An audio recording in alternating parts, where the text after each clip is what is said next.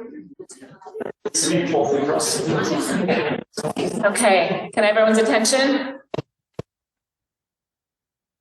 Before we begin, I just have a couple quick announcements. The board met in executive session before tonight's meeting for the purpose of teacher contract negotiations.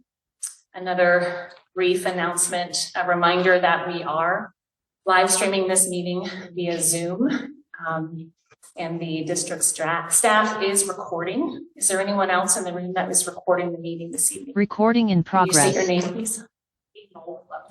Left down. Thank you. Living in Daily News. Thank you both. I know there was a little misunderstanding on social media swirling around about the fact that I'm asking about that, but that is part of our policy and Pennsylvania law and federal law that allows us to create reasonable rules for recording. So I will be asking you to identify yourselves. And I do appreciate the media cooperating so quickly. I mean, that is a common thing for you all to do at other local government meetings. So perhaps some of the public that was confused about that maybe hasn't attended other meetings, but that will be a question moving on at these meetings, just so we can understand who is here and who will be recording these for us. So thank you for your cooperation. Appreciate that. So now I'd like to call to order the February 26th, 2026 meeting of the Palmyra Area School Board Directors. Would you kindly stand with me if you're able and recite the pledge? I allegiance to the flag of the United States of America and to the republic which stands one nation under God, indivisible, with liberty and justice for all. Thank you. Next, Mr. Frentz. And quickly, I want to thank you again for bringing your personal equipment this evening. I really personally missed that last week when you were, or last week.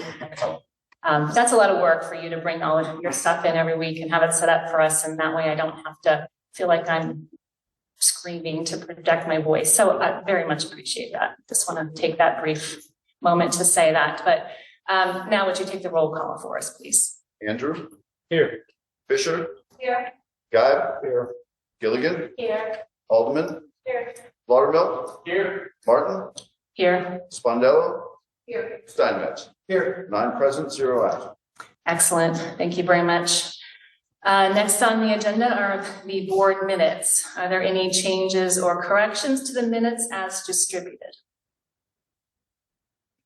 Hearing none, the meeting minutes from the regular board meeting of February 12th, 2026 are approved. Next, my most favorite part of the meeting, Palmyra Pride, Dr. Kepler. Thank you, Mrs. Martin. And we have a long list tonight of folks to celebrate. So first, can I have my FBLA representatives come on up front?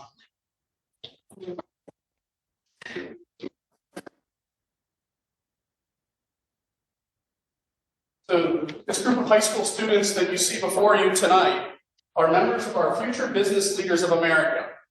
This group recently competed in the regional FBLA business competition in December. Through a combination of interviews, presentations, and the development of their own business concepts, each of these students demonstrated exceptional professionalism, preparation, and leadership skills. We're proud tonight on the administration and the board to share that all participants that participated placed in their events and have qualified for the PA state level competition in April. That will be held in Hershey. We're incredibly proud of these future business leaders for their hard work, dedication, and outstanding accomplishments. When I look at the students before me and knowing these students at the high school, these are top-notch young people who will be our future leaders, no doubt about it. So when I say your name, if you just give a quick wave so folks know who you are, and I'll say your event and the place that you had at the regional event. But Yavor Petrov was 6th place in the insurance and risk management division. Not here. Sierra Skipper and Mia Knight, 6th place in business management. Congratulations, ladies. Alex Lee was 2nd place in healthcare administration. Congratulations, Alex. Helena Baker and John Yerke, 1st place in entrepreneurship. business ethics, and entrepreneurship on our board. Laura Error, my boss. And Tanner Grimes and Ronnie Pokrell, second place in entrepreneurship. So.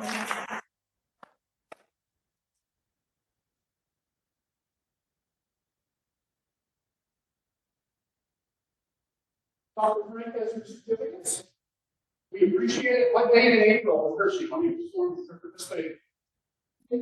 April 6th? 16. 16. Okay. Who's going to take the responsibility of making sure I get results how you did? I guess. Yeah. Sounds good. Sounds good.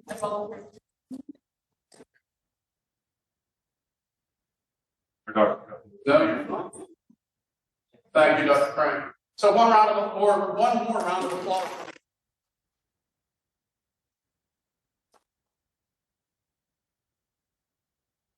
Thank you for representing us so well. Congratulations. Our next group is PHS Minithon. And our advisors and students, come on up here.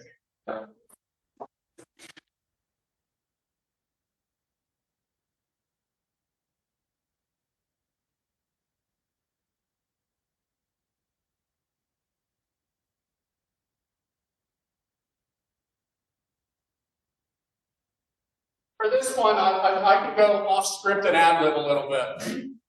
When I think of PHS Minithon, resurgence is the word that comes to mind. What was once a very strong program, Elmira, waned over the years. And these group of students and our advisors have brought it back with a vengeance. The money this group raises for children and families battling cancer is unbelievable. The amount of work, you spend more time on this than your homework and studying, don't you? Are grades good? Okay, grades are still good. We'll let you continue with Minithon. But let me talk about these folks. Our overall chair, Maddie Kissel. Wait, Maddie's our overall chair. You're a little busy? Very. Our captain for hospitality and decorations, Abby Myers. Hospitality and decorations captain, also, Bryce Rennier. Our community outreach and morale captain, Lee Petrusky. Community outreach and morale captain as well is Kelly Scipione. Entertainment captains, we have 3 of these. Skylar Willie, Ella Cooper, and Addie Simmons. Our fundraising special events captain, Lily Musser. Fundraising and special events captain as well, Dalton Cole. And last but not least, our fundraising special event captain, Sydney Kowski. So, students, I can't say enough about the skills you're developing in leading other people. That'll be skills that you'll take with you for life. So, we're proud of what you've done with Minithon. And if I'm a betting man, we'll probably a new record this year. No pressure. No pressure to community either. Yeah, we'd be remiss if we didn't introduce our 2 advisors. Tonight with us are 2 advisors who I can't say enough, who have brought personality, a fire to this group. These 2 teachers attract kids. Whatever these 2 folks are involved in, students want to be around them. They're those kind of teachers that have an impact on our kids. We need more of these people. We have a lot of them. But Ms. Taylor Stossel and Mr. Eric Showalter, we can't say enough about you. Students, give them a round of applause.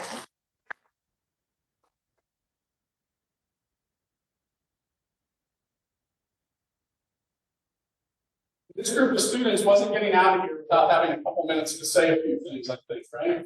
Yeah. So we have a community hour at our main event that we would love all of you guys to come to. Our event is April 11th to 12th. It's overnight, 7 p.m. to 7 a.m. And then 7 to 10 is our community hour. We have some events coming up. We have a field hockey clinic, like field hockey. Yeah. Check out our social media. Follow us on Instagram, Facebook. We're always posting in from our FYI. Send out a bunch of emails. We've heard from us a lot. And how about one final round of applause?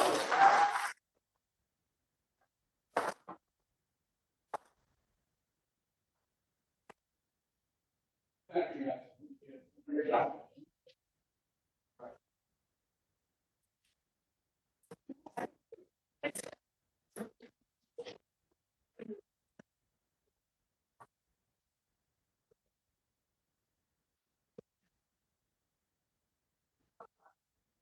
I have the honor of doing the last Fulbright meeting.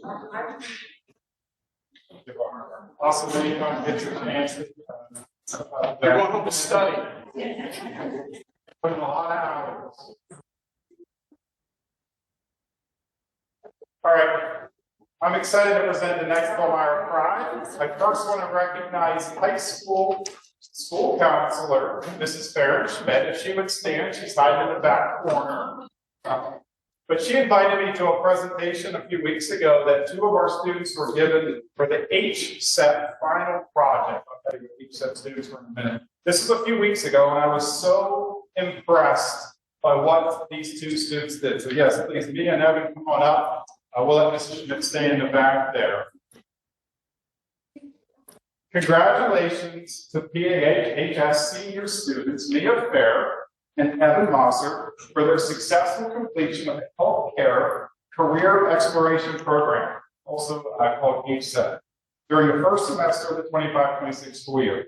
This rigorous program opened to senior students interested in a healthcare profession, provided Mia and Evan with a variety of experiences through the Hershey Medical Center, every day from 8:30 to 10. Mia and Evan were required to complete time cards, daily journals, reflections, and a final presentation to share all the benefits they experienced in the program. Because this was the first year for Palmyra to participate, our future participation was contingent on the success of Mia and Evan and the support of PAHS counselor Farron Schmidt. I'm happy to report the program was a huge success, so next year PAHS will be given 4 spots in the program instead of just 2. So thank you, Mia and Evan. Your hard work and success allowed future students at PAHS to benefit from this exceptional HSET program. So if you can please give the photos.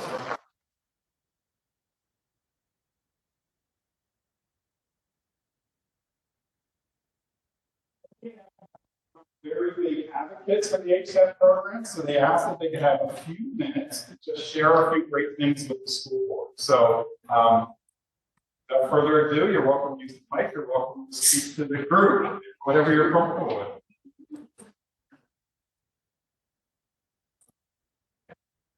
Hi, my name is Mia Fair, and next year, this upcoming fall, I'm planning on attending Penn State University to major in nursing. And so a little bit about the program is that on Mondays and Fridays, we would have seminars about a certain healthcare career or healthcare topic, and it really helped us figure out what we were interested in pursuing. Hello, my name is Evan Monster. Sorry. Next year, I will be attending Duquesne University for nursing, and just wanted to thank you guys first for pre-approving this program for us. I think it really helped us out and figure out what we're going to do with our future. As we had mentioned, Mondays and Fridays, we did seminars where professionals came in and talked about their role in healthcare field. And Tuesday through Thursdays, we got to actually go into the main hospital at Penn State, along with the Children's Hospital and some other outpatient clinics. And there we were, able to get some more, hands-on, well, not really hands-on, but in-person experience. And yeah, I think that definitely both helped us pick our career choices in the future. So yeah, thanks again.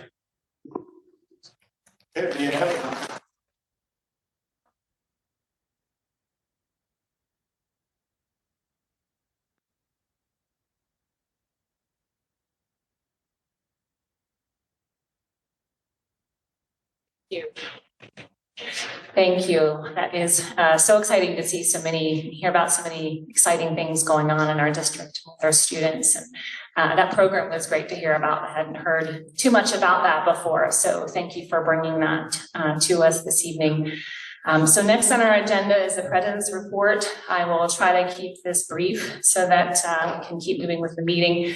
But I wanted to start with a positive comment, and that was I was able to attend a band and orchestra concert at Northside this morning with the elementary band and orchestra, and Dr. Frank was there as well. And I was personally just blown away by the talent of our students.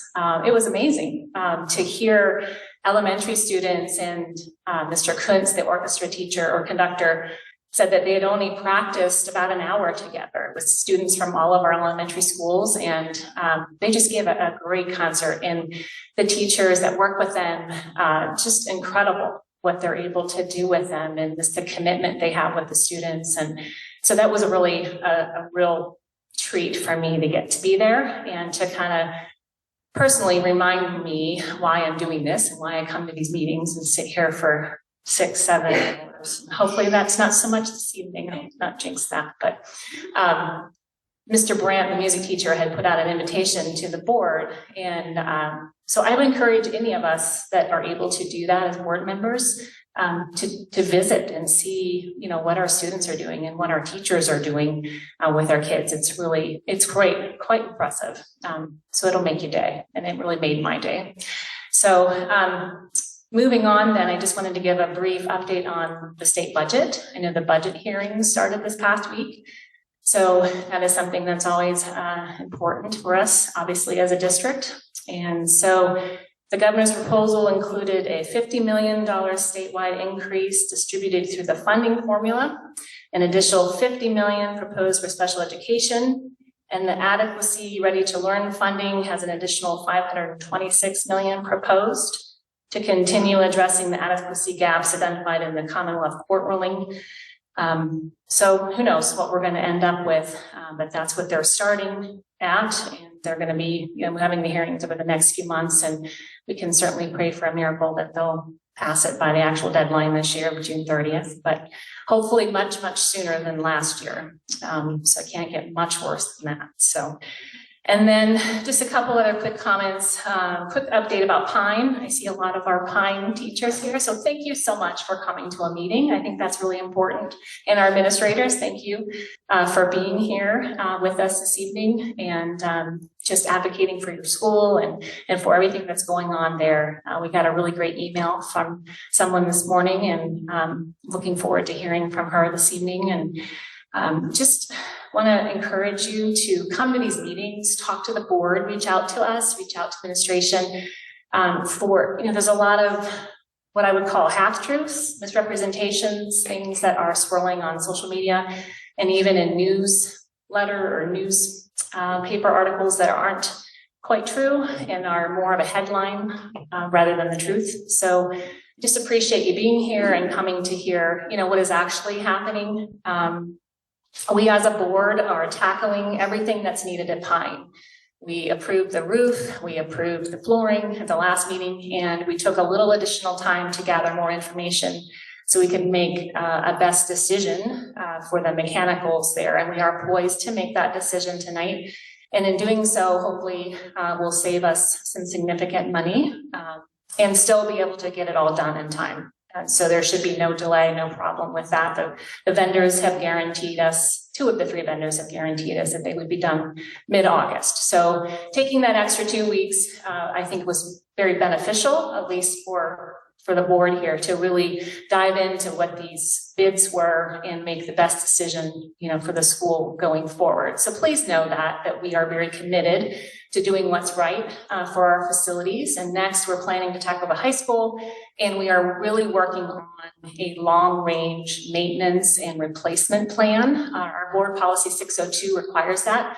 Unfortunately, prior boards never did that, and so we are kind of working very, very hard to get something like that in place so that we don't come to a position like this again, where we've had deferred maintenance and it's then really difficult for us to address everything all at once. So I appreciate, again, you coming, and please know that this board is very committed to these goals. So, and then finally, just a quick kind of procedural thing. I've gotten a little bit of community feedback about how our meetings sound online, and that it's sometimes difficult to understand who is speaking at any given time.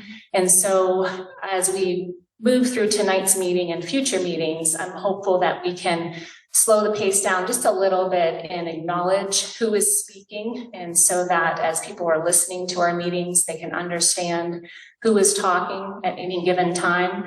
I have listened to other local school boards who do this at their meetings, and it is much easier to understand. It's much more professional sounding too. So I think we can do that as a group. I think we'll need to show each other some grace, as I'm sure we will interrupt each other occasionally. I'm guilty of that many times. So I'm sure I'll be apologizing at some point, but hopeful that we can do that moving forward. Just be a little more respectful as to acknowledging each other as they speak. I will do that for the regular voting meetings, and then the committee chairs, if you can do that for your committees, we can hopefully make things move along a little smoother. And then just one final reminder to show each other grace, show each other respect. Let's have some good civil discourse this evening. I know we're going to probably disagree on some things and possibly disagree passionately, but if we can refrain from impugning others' motives and keep our comments germane to the discussion, I think that will prove to be a much better meeting. So that will conclude my president's report. Next, we'll move on to visitor comments. We had 2 individuals signed up this evening, and most of you have heard the instructions over visitor comments, but just for those of you who are first-time attendees or haven't been to these meetings, public comment is a time for the public to come and let us know their thoughts, their comments, their concerns, their complaints.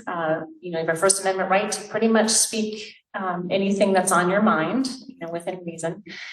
But this is not really a time for a back and forth discussion with the boards, but we will listen to what you have to say, and we do consider that important, and we appreciate you taking time out of your busy lives to come to one of these very exciting school board meetings. So we just appreciate you giving up your time in the evening to come and let us know what's concerning to you.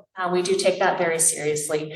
And so as we work through the speakers, you will each have 5 minutes. And at the 30-second mark, I will kind of give you a hands up sign to let you know that to wrap it up. And then we'll take those 2 that have signed up first, and then we'll open it up to the floor to anyone else who is a resident or taxpayer of Palmyra Area School District to come to the microphone and give us your comments as well. So Mr. Klee, I believe you are first on the list this evening, and you know the rules. So I will start your timer when you are ready.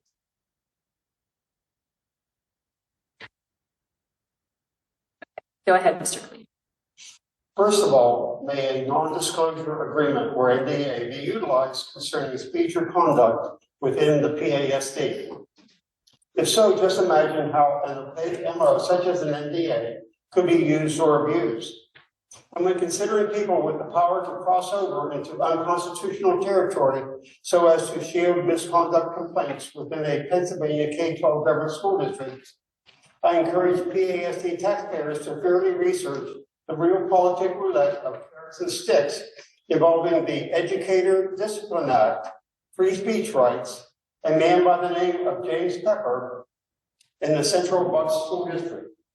To me, on February the 12th of this year, PASD residents were exhorted to exhibit a servile attitude toward the credentialed authority of a particular PASD teacher concerning a specific curriculum-related matter. Those exhortations beg so many questions. Should or should not district residents exhibit a servile attitude toward the affiliation between PASD teachers and the teachers union as the Pennsylvania State Education Association? In addition, should or should not residents acknowledge how the PSEA has an affiliation with the National Education Association, acknowledge how EdJustice is an entity affiliated with the NEA, and also acknowledge how EdJustice appears to embody a bias in favor of leftist or cultural Marxist ideologies, a bias capable of being embedded into the PASD. So here in 2026, how much of the PASD board holds to a position that going forward, K-12 students would benefit from one or more curriculums capable of providing a teacher so-called culturally responsive teaching opportunities to embed a leftist or cultural Marxist ideology into their minds. In order to ideologically protect PASD student welfare from a real politics roulette of comforting carrots and browbeating carrot sticks, I encourage district residents to thoroughly research NEA and Justice websites as to their biases. Research the full array of means by which the PSEA can function as a conduit into local K-12 school districts, and also research a classroom method of operation currently referred to as culturally responsive pedagogy, a MO that can leverage a, quote, privileged versus the marginalized, unquote, equity lens. Moving on, though, my sense is that teachers are not the only individuals who may possess the power to embed biased NEA and justice agendas into this district. Actually, my sense is that both individual PASD administrators and individual PASD board directors may also possess similar power. Am I wrong here, or am I right? If I am indeed right, would it be possible that within the PASD, a particular teacher may initiate some action, not because he or she chose to do so of his or her own initiative, but rather because of a quid pro quo nudge, so to speak, from some higher official within the entire PASD power structure? If such a quid pro quo nudge were to occur within the PASD, would it or would it not be an act of impropriety? Regardless, though, I can see why some within the PASD would want to champion an attitude of quote unquote trust the teacher, and thereby not publicly throw such a teacher under the proverbial bus for having simply acquiesced to an offer that could be difficult to refuse. With Bob Dylan's song, "Thou Serve Somebody," in mind, I would like to pose one more question about the degree to which this current PASD board, moving forward, will be validating leftism and cultural Marxism as these ideologies seek to leverage the zeitgeist and realpolitik machinery of this district. And that question is, if this assessment of zeitgeist and realpolitik is off the mark, then specifically how, where, and why it is off the mark be pointed out. Thank you for your time and attention. Thank you, Mr. Klee. Next, we will hear from Ms. Nicole Harner.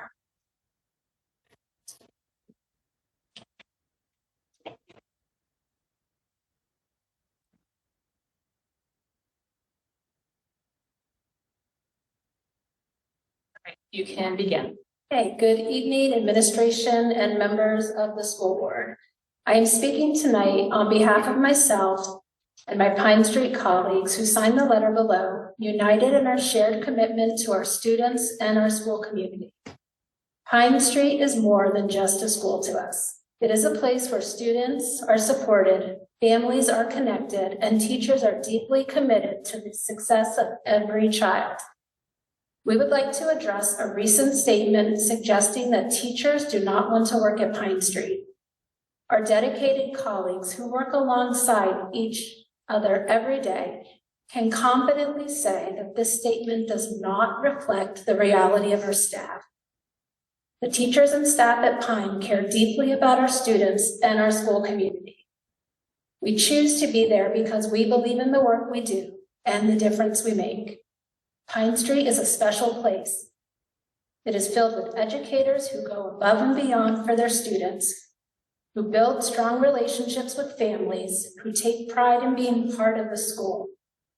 To suggest that teachers do not want to be there overlooks the passion and dedication that exists in our building every day.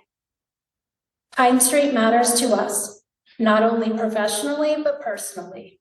Our school must be represented accurately and respectfully because the words we use shape how our community views our schools.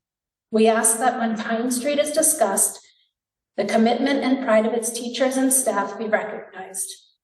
We are proud to be part of Pine Street, and we are proud to serve this community. Thank you for your time.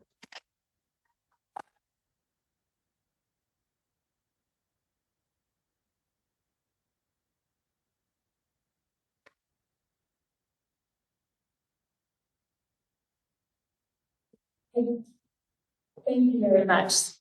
We really appreciated hearing from you and seeing you all this evening. And I hate to think that you thought we were questioning your commitment to the district in any way, because that I don't believe was anyone's thought or focus.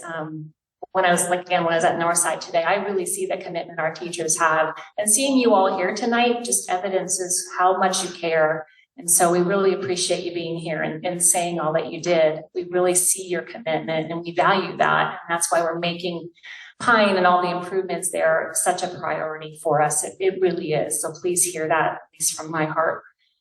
So thank you very much. That concludes who has signed up. Is there anyone else in the room who would like to speak this evening? What is your name, please? Here, Okay, you can come up to the microphone. First time. And you are a resident or taxpayer of Palmyra District?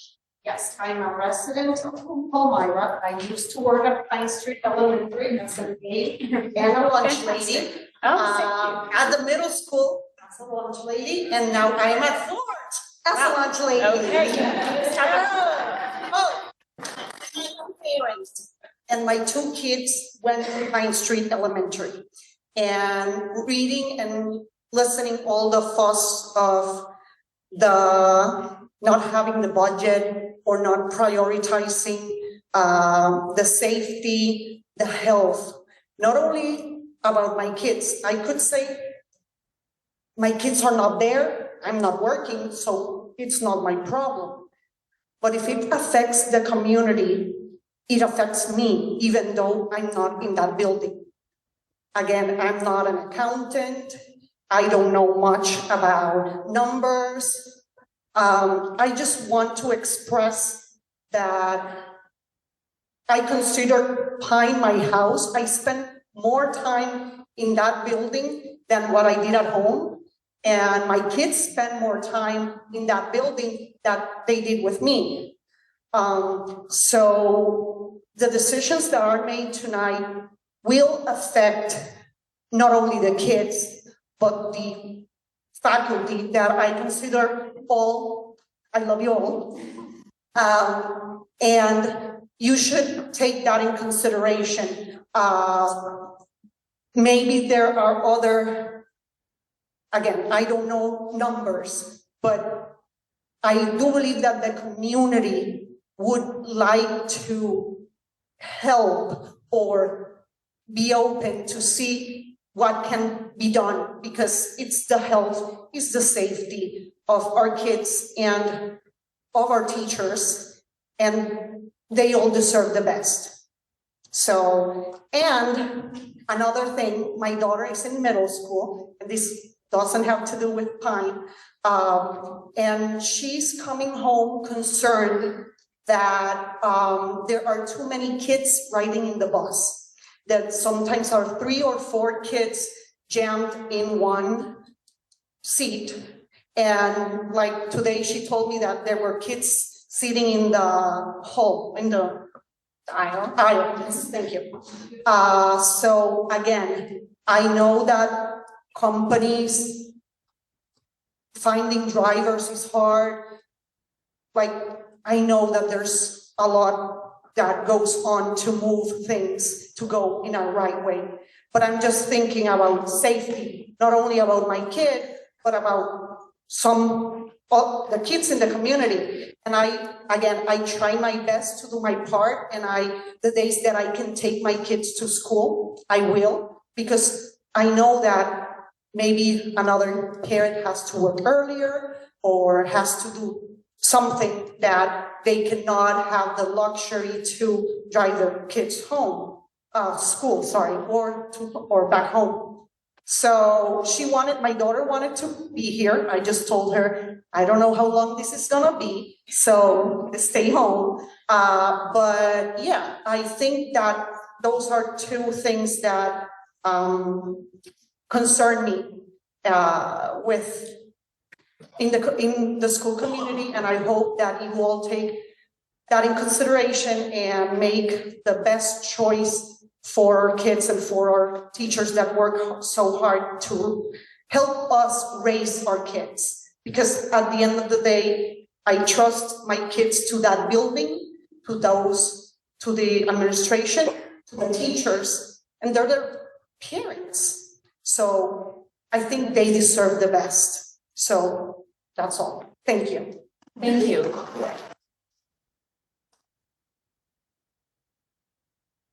There is a bus concern, Dr. Kepler, that you should be reaching out to you, Mr. Friends, or? Okay, let's take a look at whatever route. I do apologize, I didn't get. Could you say your name again for us? Yes. Karen, unfortunately, Foster. Well, sorry. I get the joke. I won't forget you now. So we do want to address the bus concern for you, as quickly as possible. And then again with Pine, I am so sorry that so much misinformation has been put out on social media, especially. We had several people email the board, and I spoke with them personally, was able to clear up their misunderstandings. And so the kids have never once had their safety compromised. We just got the air quality back, was it today, correct? Yesterday. And the air quality in there is better than the outside. And just for a little perspective, there are 58 HVAC units in Pine. It's set up differently than our other units and our other buildings. And so having one go out does not create any kind of problem for the building. It just creates a problem for one classroom. So we were able to move that classroom to another full-size classroom that was warm, that was safe, the air quality was good. The kids, I guess I heard, had their coats on for a little bit of time in the first classroom. But when I found that out, I talked to administration and was assured that that would never happen again. And so I just wish, instead of believing the sensationalism, come to us or really give me a call. Like, I'm happy to have a conversation with you and let you know what's actually going on instead of just believing the swirl and the agitator that is in our community, unfortunately. So, all right, is there anyone else that would like to speak? Yes, Mr. Jones.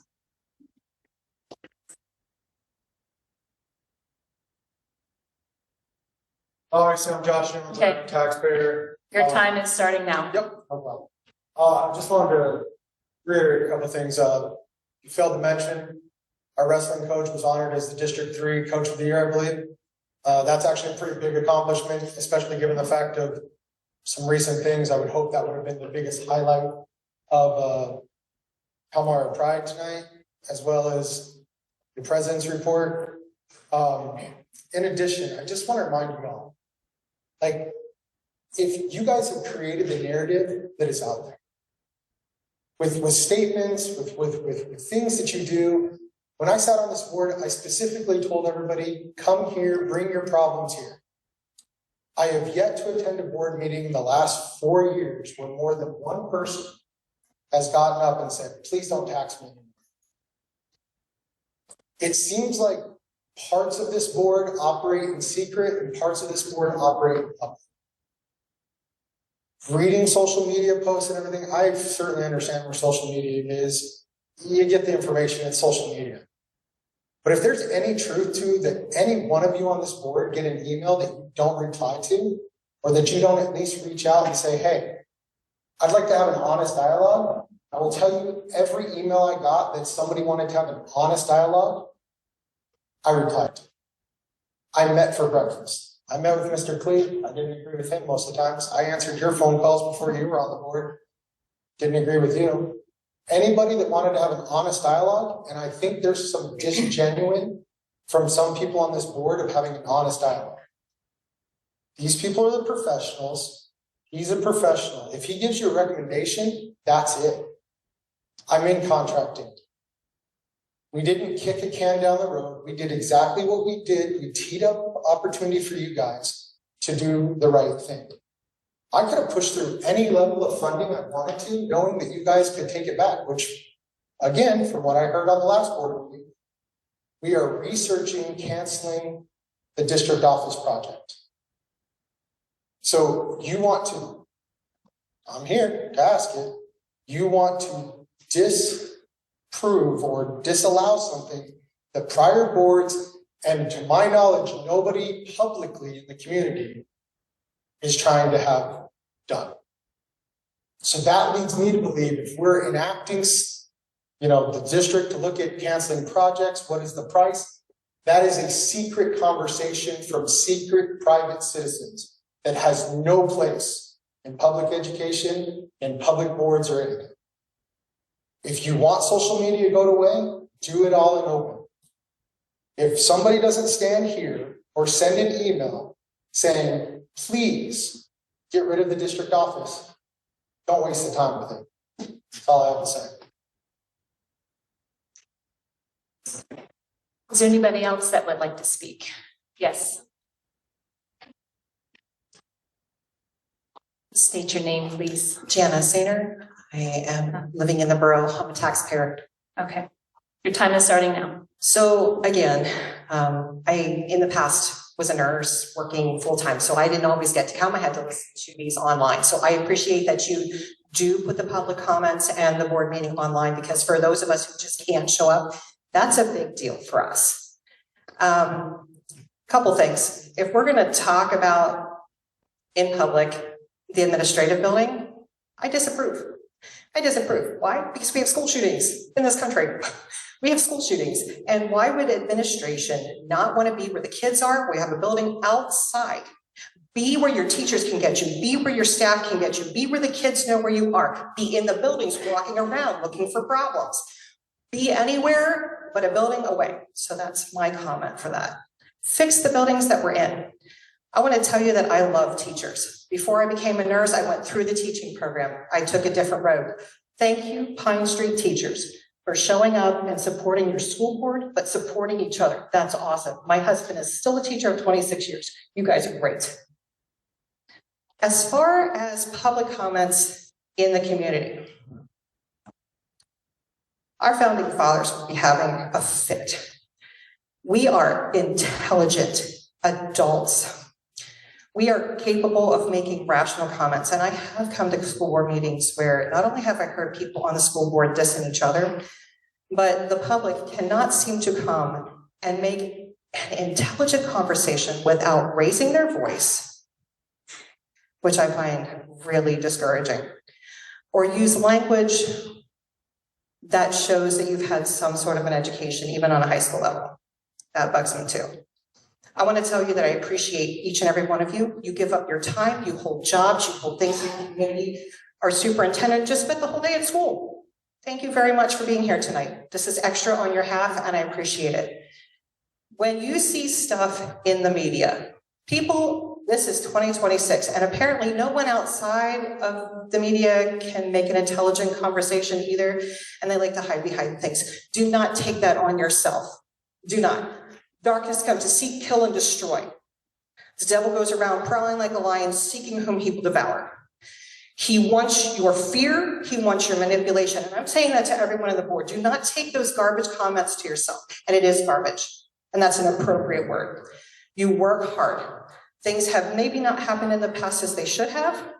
And that is something you're trying to fix, which I really appreciate. I'm glad you said that tonight, Madam President, because I appreciated hearing that the buck stops here and that it is going to be fixed and that there's a plan in place for it to not happen again, because I was concerned about what I had heard about going on at Pine. So the biggest and most important thing you can do is you take on the name of Jesus. Jesus is the most powerful name in the entire world, and his name fights darkness. Do not take that crap on yourself. You have to listen to what other people say. We all have different opinions, and you have to take that on yourself because those opinions are in this school district. But you don't have to take the lies, cheating, manipulation, or threats to yourself personally, which I have heard at a school board meeting. Do not take that on yourself. Jesus Christ is Lord of Palmyra. And we're not going to have this. Do not take that garbage on yourself. If you tell it to flee, it will. We're not having this. Thank you very much for how hard you work for the school district. Thank you very much. Is there anybody else that would like to speak? Yes, Ms. Masser.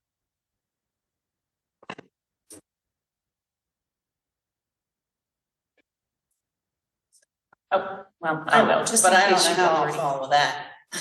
Anyway, just one quick thing and then some commentary. I brought this up before.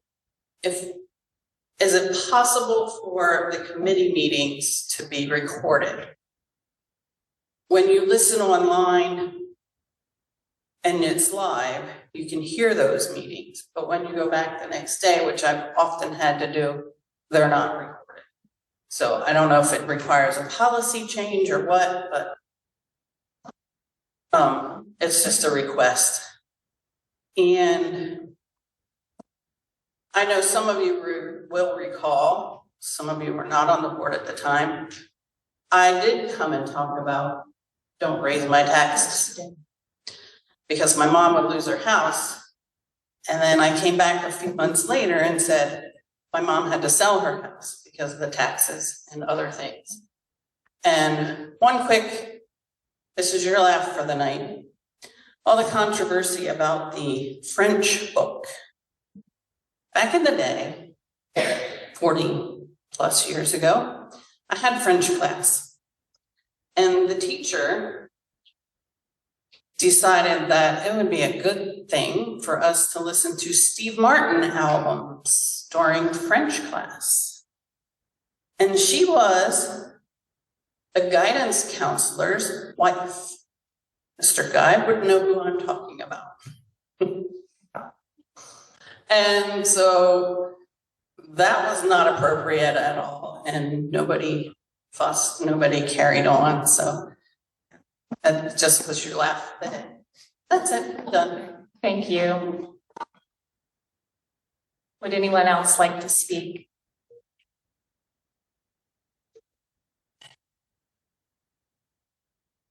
Last opportunity. Okay, then we will move on to buildings and grounds, and that is Mr. Andrew. Okay. Buildings, grounds, we had a construction update from Mr. Dresch. We discussed the articles of agreement for the CTC, dealing with the different ideas for how to fund a renovation project and each participating district's share in that new arrangement. The articles of agreement are quite outdated and they're looking at redoing them, which could affect the way each member district funds the center. So that was part of the discussion, as well as the district office audiovisual. We discussed the summer capital maintenance needs, as well as several change orders, and also the facility needs and planning. And this was a discussion where we're starting to look at a planning process for the buildings and grounds on a longer basis than what may have been done previously. And we've been getting quite a bit of cooperation from the district on compiling that information and starting to look at what we need to do there to sufficiently plan for our needs, and also to plan for what we can't see. For instance, the cones in the parking lot should be a grim reminder to most of us around Palmyra that this lurking problem is part of where we live, and possibly something we should be considering in our planning, because we don't know when another sinkhole up in a parking lot. And that was it for the agenda. Out of those items, we did have a building and grounds consent agenda for the 2026 capital maintenance. That included items from middle school sidewalk repairs through the carpeting in the Pine Library and Office area. And tonight we are looking for a motion to approve the consent agenda. Thank you, Mr. Andrew. I have a motion on the table to approve the Buildings and Grounds Committee items as noted on the Buildings and Grounds consent agenda. Do I have a second? Second. Second from Ms. Gilligan. Is there any other discussion? Hearing none, all those in favor say aye. Aye. Any opposed? All right, motion carries. All right, thank you. Next is finance with Mr. Steinmetz. And before you get started, I just wanted to hand out a little chart I put together for the board that talks about the bids that we received for the mechanicals. It did, on the one side, there should be enough for everybody. It did a levelized bid total analysis so that we understood. So for me, it was hard looking at the three bids to understand what we were getting in each one. So the first side, it has a levelized bid total analysis. Then the other side has a bid feature comparison. So I thought it was very helpful for me. So I thought, well, if it's helpful for me, perhaps it would be helpful for others on the board and who are making the decision. So I just wanted to make sure everyone had that before we started our discussions. All right, Mr. Simons. Thank you, Madam President. So on the coming out of Finance Committee meeting, we first had a presentation of the audit report by Boyer and Ritter. We also had public financial management presentation by Mr. Remick, reviewed the public financial positions and opportunities that the district has. We also, Dr. Cutler assisted with a presentation for the public school facility improvement grant resolution in preparation for a motion this evening. We also reviewed the public school facility improvement grant from SiteLogic Grant Support.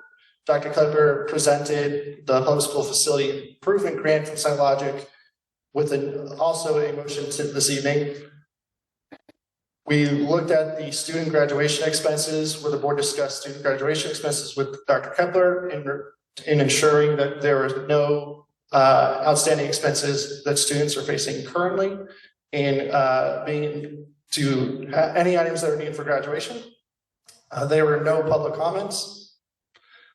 And we concluded the meeting at 10:32 p.m. Coming out of committee are a few motions. But I do believe before I can make a motion that we need to have a discuss on the proposal material that we did ask for from the last meeting regarding the three specific vendors to move forward with. So could we have open discussion, or do we need to make a motion to discuss on that first? We can have open discussion first and then kind of grab up a consensus to make the motion. So if you had a chance to look at this chart, for me, it helped me to kind of understand these bids were offering us different things. Some were offering us a mini split heat pump unit in a closet, and other ones weren't. Some were offering variable frequency drive controllers, some were not. So looking at the all package, and then you'll see on my chart that with those things included or excluded, it changed the bottom line price. So looking at that, and then on the other reverse side, two of the vendors were able to guarantee that they would be done by August 15th, and the third, McClure, did not have an end guarantee date. Damages for late completion, SiteLogic included that at $500 a day. For me, one of the really important factors was for the labor and workmanship warranty. Spinagle and McClure only guaranteed 30 days warranty. SiteLogic was an entire year. SiteLogic is also a guaranteed energy savings agreement, so they guaranteed to save us $2,831 in the first year. The other two did not have that. And the other part for me that was important, SiteLogic offered a maintenance plan, and they said that they would provide the customer with a preventative maintenance best practices plan summarizing the type and frequency of maintenance activities recommended by the manufacturer. And then that was not offered by the other two vendors. So just highlighting a few differences I saw in the bids. And as I was looking at the different units and pumps and things that were included, in the one bid by McClure, they did not include the variable frequency drives, which I feel it would irresponsible not to replace those because they seem like they are past their life expectancy. So once you include those in McClure's bid, that ups their price as well. So then comparing as much as you can the same thing to the same thing, the lowest bid coming out was, according to my chart and the math that I used with the prices that were quoted in Spinongle and McClure's contracts for the VFD controllers and the mini split heat pump units.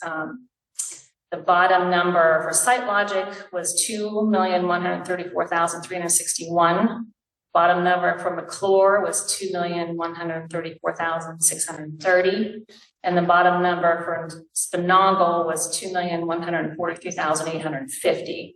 So the numbers in the bid were adjusted a little bit based on what they were including in their contracts.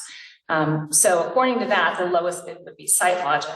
And then, like I said, on the other side of the chart, you can see some of the things that were included by some and not the other vendors. So that was kind of what I put together so that we could start this discussion, have, thoughts about what that shows us or any other questions that maybe we have for Heath or any other thoughts that other board members might have. I'd just like to start first thing just by saying, hey, this is Cynthia Spinell. I really appreciate this chart. This was very, very helpful to me to see this. Could you hold on a minute and Ms. Fisher, could you hand her the microphone that's next to you? I'm sorry, I'm just having a harder time hearing you. That right? Okay. I just wanted to say thank you for putting this together because this is so easy and clear to just be able to see this and break this down. For me, looking at the labor and the workmanship warranty is huge. I can't see how you have an HVAC system with a 30-day warranty when you need 4 seasons to see how this is going to work. So to me, that's a big plus. I also really like the maintenance plan that they're offering here and the guaranteed energy saving agreement. That's it. Thank you, Ms. Mondello. Ms. Gilligan? Yes, I'm Susan Gilligan. Heath, which one of these is the one that you're recommending? I can work with anything. Okay. And out of these 3, did all of the bids come in on time, or did any come in after the close date? The original date, yes. 2 of them came in after, but to the extent. So all were received by the original due date of January the 8th. We did have conversations with each to try to understand and have apples to apples comparisons. So all 3 were then provided availabilities to provide updated pricing. SiteLogic and McClure did that, and Spinongle chose to leave their number remained as it was in the original bid. But the other 2, all 3 originally were received by the original January 8th due date. So Mr. Steinmetz. Thank you. Welcome. Just to, from my understanding then, when we spoke last meeting, we asked just for the originals or where the proposals were. To what your statement, these are new proposals or updated proposals from at least 2 of them leading up to this meeting? They were. When we sent back during the back and forth with clarifications with myself and Mr. Dresch, one of the other things we noted to them is that we would like to include a penalty to ensure that work could be done on time. SiteLogic was not able to get that language approved by their legal department by the time our February 12th meeting happened. And McClure had originally noted that they would not accept a penalty at all by the presentation or the information that was provided to the board on February 12th. After tabling that, both provided updates in those agreements that you can see now. Thank you. Questions or point of clarity? Yes, Ms. Fisher. One of the Can you use the microphone too, please? One of these is asking us to accept a grant for them. Could you please clarify and confirm for me which company is providing the grant? SiteLogic is the one that would write the grant for us, or we did or will approve tonight to have them write the grant for the public facility improvement grant for us. And they, in their agreement where they say that they will write grants for us, they will waive their 4% fee to do that if they get a project with the district. Not necessarily, from what I understand, if I'm misspeaking, please change me. Not necessarily it has to be Pine. It could be another future project. Yeah. Right. The administration does recommend in the future motion that we do approve SiteLogic to help us with that grant support, and then their agreement that indicates if they are successful in their writing of the public school facility improvement grant, that they'll take 4% of whatever that grant allocation is. However, if they have a project, they would waive that 4%. So there are two separate decision points. Is their indication to us is it would behoove us to write the grant for the north side roof, not Pine, because in a perfect world, that's already, well, some of them, the roof is already under contract. And for warranty, they are using the manufacturer's warranty, except they're using that as their own, or pushing that forward for their warranty as well. Is that correct? Workmanship and labor, I believe that the warranty is the same on the equipment. It's the installation that they're providing the additional coverage for. Thank you. Right, Mr. Andrew. Mr. Dresch, I'm sorry, I know you love these, put you on the spot questions. I noticed in SiteLogic, they reference NRG Controls as that's who we currently use. Is that right? Okay. And I noticed in Spinaggles, they reference a Tritium Schneider electric building automation management system. Is that different than the controls, or is that NRG? That's the same thing. So even though it's referred to differently, it's the same controls. Thank you. That's just what I didn't understand. That's just the part and by NRG. Understood. Just want to make sure they were operating the same control. Thank you. Appreciate that. Any other? Yes, Mr. Loudermilk. I had a question. So in the Spinagle bid, they give a date certain that they'll be finished by, which is August 15th. I didn't see that in the SiteLogic bid. It's in the beginning, in the very small print. If you look at what page is it? So if you open the first page of the agreement, it's on other terms and conditions under liquidated damages. That first number one doesn't really have a page, but it's kind of the third page as you scroll. It says, I see. You see that? Okay. And then they do agree to include the sum of $500 per day for each and every day's delay beyond the substantial completion date of August 15th, not to exceed a cap of 10,000. Yes, not to exceed a cap of 10,000. So the only other question I have, which would be tied back to the last meeting as well, is, and I never got any clarification on this, but as far as the roof and as far as this HVAC work, what is the plan to pay for it? We have a variety of funding options to us, but I'm not clear on either of these projects how the board plans to pay for it. I don't know that we can answer that for sure, but in my mind, I would say we pay for that at this point with the capital reserve fund. And then we consider, excuse me, at some point then in the future, potentially borrowing additional money, but that's not on our agenda yet. But that, I would say we have it in the capital reserve fund to pay for now so that we can make sure this is done. But I'm just speaking for me, obviously not the entire board. So Mr. Friends, as far as the capital reserve fund, we have a little over $7 million in that. There's more money in that currently, but about $7 million that isn't already attributed to any projects. Yes. So that's left over from what we already have committed. That is correct. Okay, all right. That's it. Thank you. Other comments? Ms. Haldeman, did you have anything I don't want to skip over if you have any comments. No, I agree with Cynthia that, the hours spent going through these, this would have been helpful here, but thank you. Yes, you're welcome. You're welcome. It was hard for me going through it, spending a lot of time trying to compare, when they were different. So for me, a quick visual was just and much easier. I came to the same conclusion with a bunch of these, but it was just nice to have a visual, so I appreciate that. Thank you.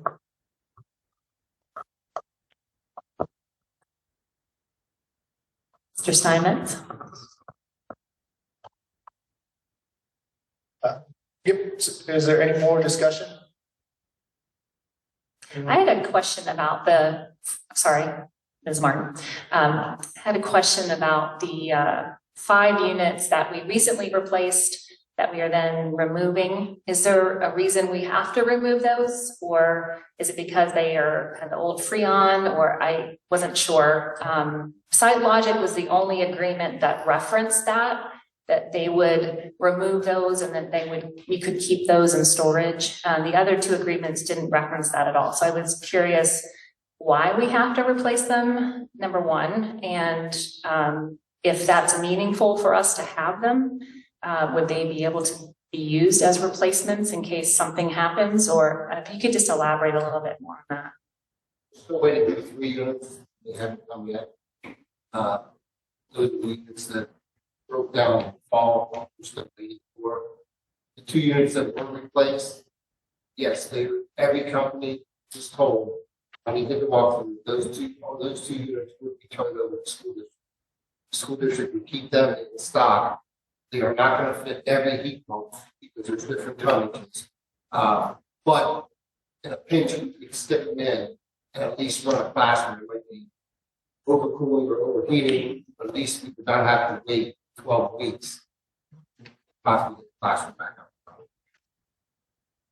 Okay, so just because the other bids didn't mention it doesn't mean that that isn't understood.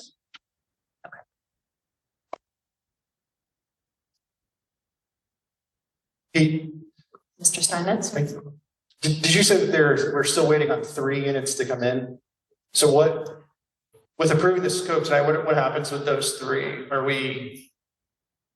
Those 3 units we put into stock. Okay. We have 5 spare units sitting ready that could be installed if we had issues. And with the other 58 being replaced with those 5 units, are they still going to be usable with the other 58? Like just for the system, is it going to be all operating together? Well, they're going to be older units coming out. I mean, they're not going to be the same lot. So the warranty is already going to start. It goes off the factory. Okay. Thank you. Ms. Martin, I did notice in the SiteLogic bid, they provided for new wall-mounted disconnect switches for each unit, and the other 2 didn't reference those. Is that just an assumed thing that the other ones would provide, or does that something different that SiteLogic is promising? Everybody is providing all the electrical disconnects, all new valves, everything from where the wire first comes in, the water first comes in. Everybody is providing a whole unit. And I believe the other 2, they didn't specify anything. They considered that part of the unit. That was just understood. Okay. Okay, I didn't know if it had to be right with the unit or wall mounted, if that was different, or, I don't know. I just noticed that the other 2 didn't mention it. So I just wanted. Okay. Are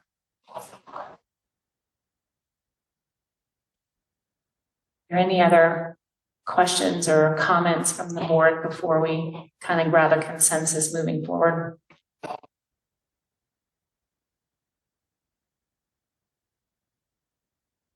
Yeah, so what I'm hearing is for the motion, we're going to move to put SiteLogic in as the vendor. Do we need to do a straw poll on, or just? I would just recommend making that. Okay, great. Before I make that motion, I do want to show my appreciation to the administration. I understand and realize it's a lot of work to jump through the communication and to pull this information together, specifically with going back and forth with vendors to get the proposals in an orderly fashion. But it is appreciated as well, Ms. Martin, for putting together this. It does show the effort that we're willing to go and ensure both that we're meeting the needs of our students for their outcomes, but also the needs of the community to ensure we're being great stewards of their money. So thank you. All right, if there's another. So, Mr. Loudermilk? Why not a straw poll? As to who, because I would be in favor of voting for this phenomenal. I don't know that it's appropriate to take straw polls, so I would recommend a motion, which seem to be more of the individuals, and should that be voted down, we can have another motion for one of the other contractors. All right. Then I make a motion to approve the scope of work with Site Logic for HVAC work at Pine Street Elementary School in the total amount of $2,134,361. Do I have a second? No, I may do that. Sorry. That's all right. So I have a motion on the floor to approve scope of work with Site Logic for HVAC work at Pine Street Elementary School in the total amount of $2,134,361. Do I have a second? Second from Ms. Bondello. Now, is there any other further discussion we want to have before we vote on the motion for Site Logic? Mr. Andrew. I would just like to encourage everybody to consider the motion. I looked through these contracts, and just from looking at what's here, it seems that there's a real benefit to working with Site Logic and continuing that relationship moving forward. One of the things that happens in rebuilds is there's issues after the fact. And if we're continuing on with Site Logic in other areas, Northside potentially, other areas like that, as well as the grant writing, we are partnering with that company in a way that's a little bit above and beyond what your normal relationships might be, and thus your service. So from the building perspective, starting a relationship with a company that we see a future with, see us potentially using further needs in the district makes a lot of sense, and would also keep them attentive to our needs. So when things do go out of whack, Heath knows he has a partner to call and our needs are taken care of. So that's just my 2 cents. Anyone else like to speak before I make another comment? Okay, that was kind of piggybacking on that a little bit with the training that they provided for your staff and the maintenance plan that they provide for you. That was pretty important to me. But going back to the first couple meetings when I was on the board, I immediately started talking about grants. And so in doing more research on grants that may be applicable and incentives, I did find the federal geothermal incentives for commercial geothermal heat pumps. And there were quite a few incentive opportunities in here that I do believe, knowing Site Logic has ability to write grants and do things like that, that this could potentially be something that they could use to mitigate our costs even further. And so I would be interested in working with a company that's committed to writing grants. For me, that's the number one, not number one, but high priority for me, is then being able to even potentially bring the cost down even more if we're able to get some of these geothermal incentives. So I think it would probably depend, looking through these different incentives and who's eligible and how to claim them. It's not surefire, but it would depend on the timing of our project and things like that. But that's something that we could potentially qualify for. So that's pretty important to me, to be able to continue to bring the cost down as much as possible for the community. Anyone else? All right, hearing no more discussion. All those in favor say aye. Aye. Sorry. All those opposed? Nay. So motion carries. We'll move with Site Logic for the mechanicals. All right, moving on to our next motion. On the agenda is the motion to approve a professional service agreement for PIM support with Lancaster Lebanon. Before we go for, try to explain that a little bit. Sure. I think you do need in this instance, need a motion and second and after discussion. If we do just a brief overview before we have the motion. Because I think many of our board members are brand new and don't even understand what this is to vote on.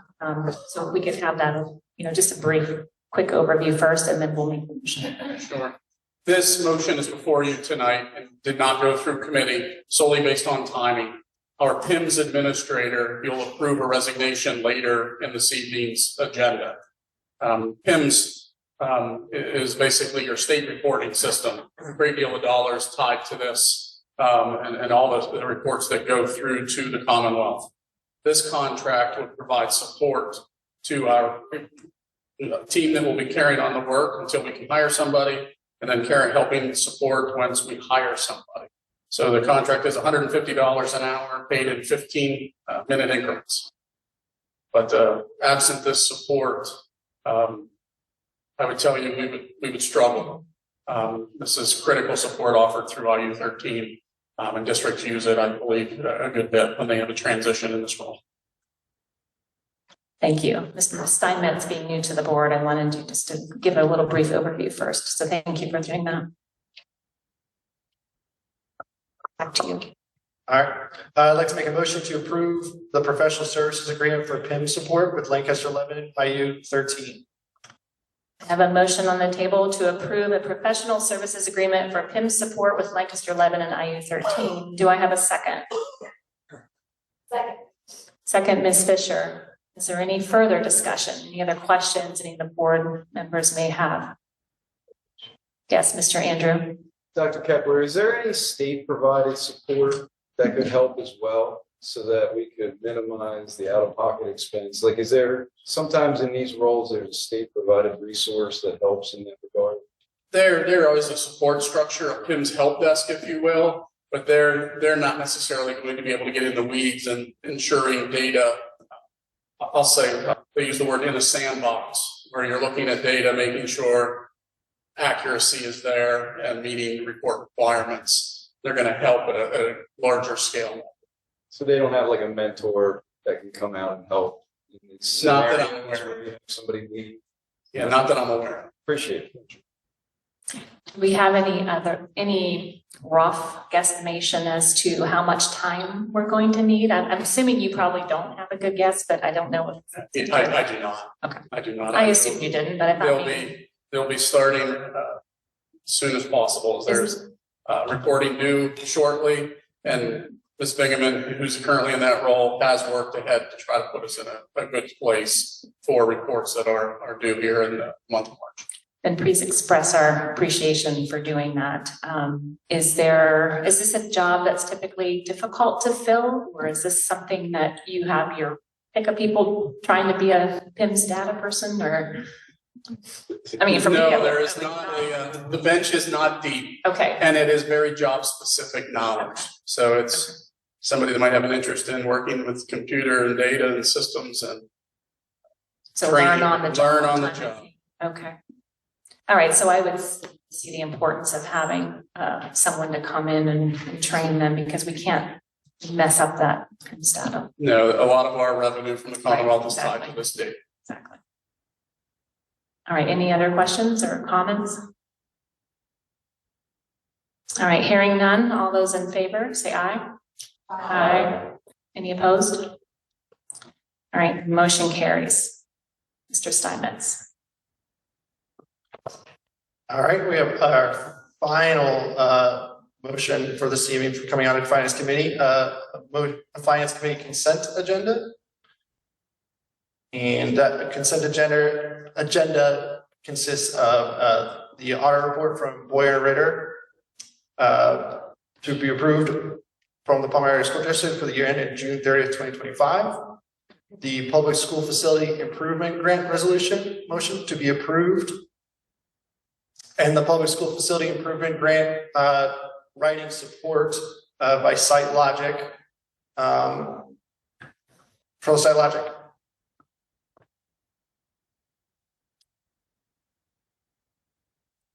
Go ahead, make your motion. I thought that's what it's. Sorry, that's what I said.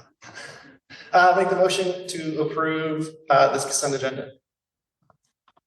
Okay, I have a motion on the table to approve the Finance Committee items as noted on the Finance Committee consent agenda. Do I have a second? Second, Ms. Fisher. Any other discussion or questions? Yes, Mr. Steinmetz. Thank you. For the grant writing, who's the point of contact from the administration that will be working with them? Yes, it'll be multiple. Mr. Dresch will be involved from a technical perspective and working with them. I would be involved working with them, having written this grant for the district last year, and obviously Mr. Friends from a financial aspect, so the three of us. Thank you. Ms. Martin, there's the deadline coming up, correct? March middle of 13th. March? Okay, so we're poised to be able to meet that deadline? I'll be calling Andrew tomorrow. Okay, and Andrew is SiteLogic? Yes. Okay. All right, thank you. I'm sure you're glad to have that off your plate this year, right? Please approve this. Yes. Okay. All right, any other discussion? All those in favor say aye.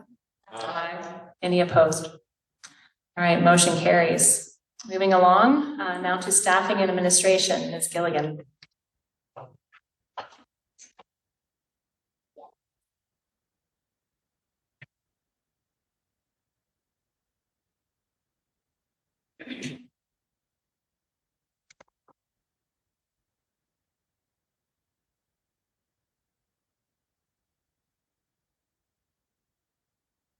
Fine, take your time.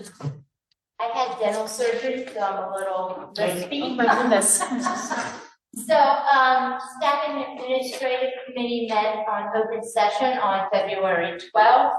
We had the second reading of policy 006 meetings. We also had the Wellness Committee board presentation, which were represented to the District Wellness Committee. We had no public comment. Announcement of the executive session was made. The meeting adjourned at 10:35 p.m. Okay, and out of that, we have a motion to approve the Staff and Administrative Consent Committee items as noted on the Staff and Administrative Consent agenda. Thank you, Ms. Gilligan. I have a motion on the table to approve staffing and administration committee items as noted on the staffing and administration consent agenda. Do I have a second? Second. Second, Mr. Steinmetz. Do I have any discussion? Dr. Kepler. Thank you, Mrs. Martin. I'll be brief, given time, but want to thank and congratulate Mary Wilderson. Recommendation is our next.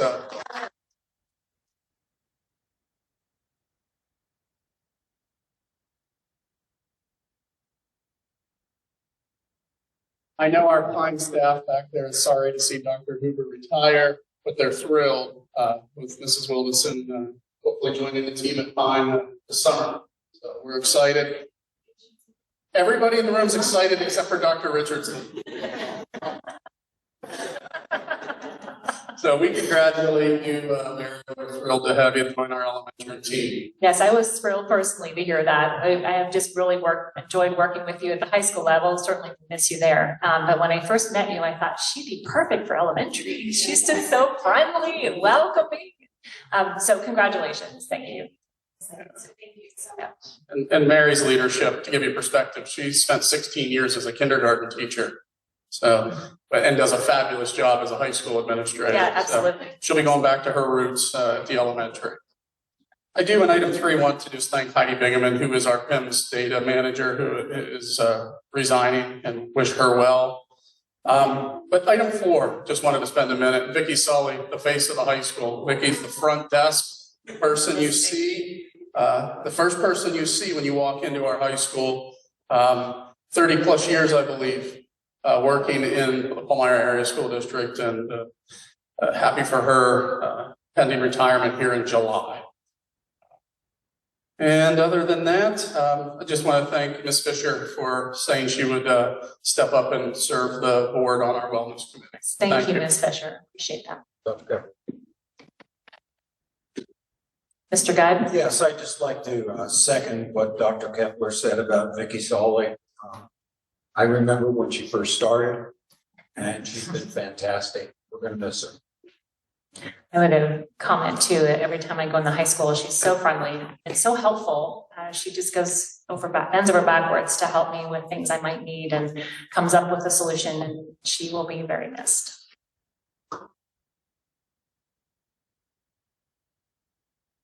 Does that finish your comments? Okay. Are there any other discussion? Hearing none, all those in favor say aye. Aye. Any opposed? Motion carries.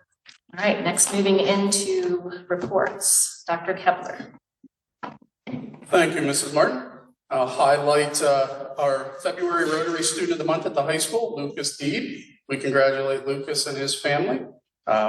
Also would like to congratulate our middle school students of the month, Emma Lillenstein, Drake Molignoni, and Kiara Coral.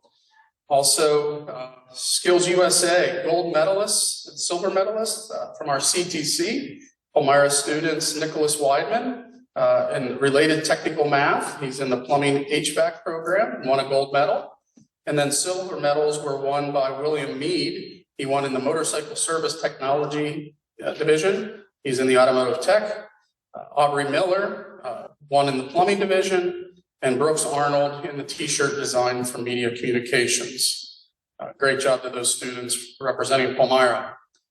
Also, 4 of our students being inducted into the National Technical Honor Society. I believe that is next week. Have that on my calendar to join them in the evening.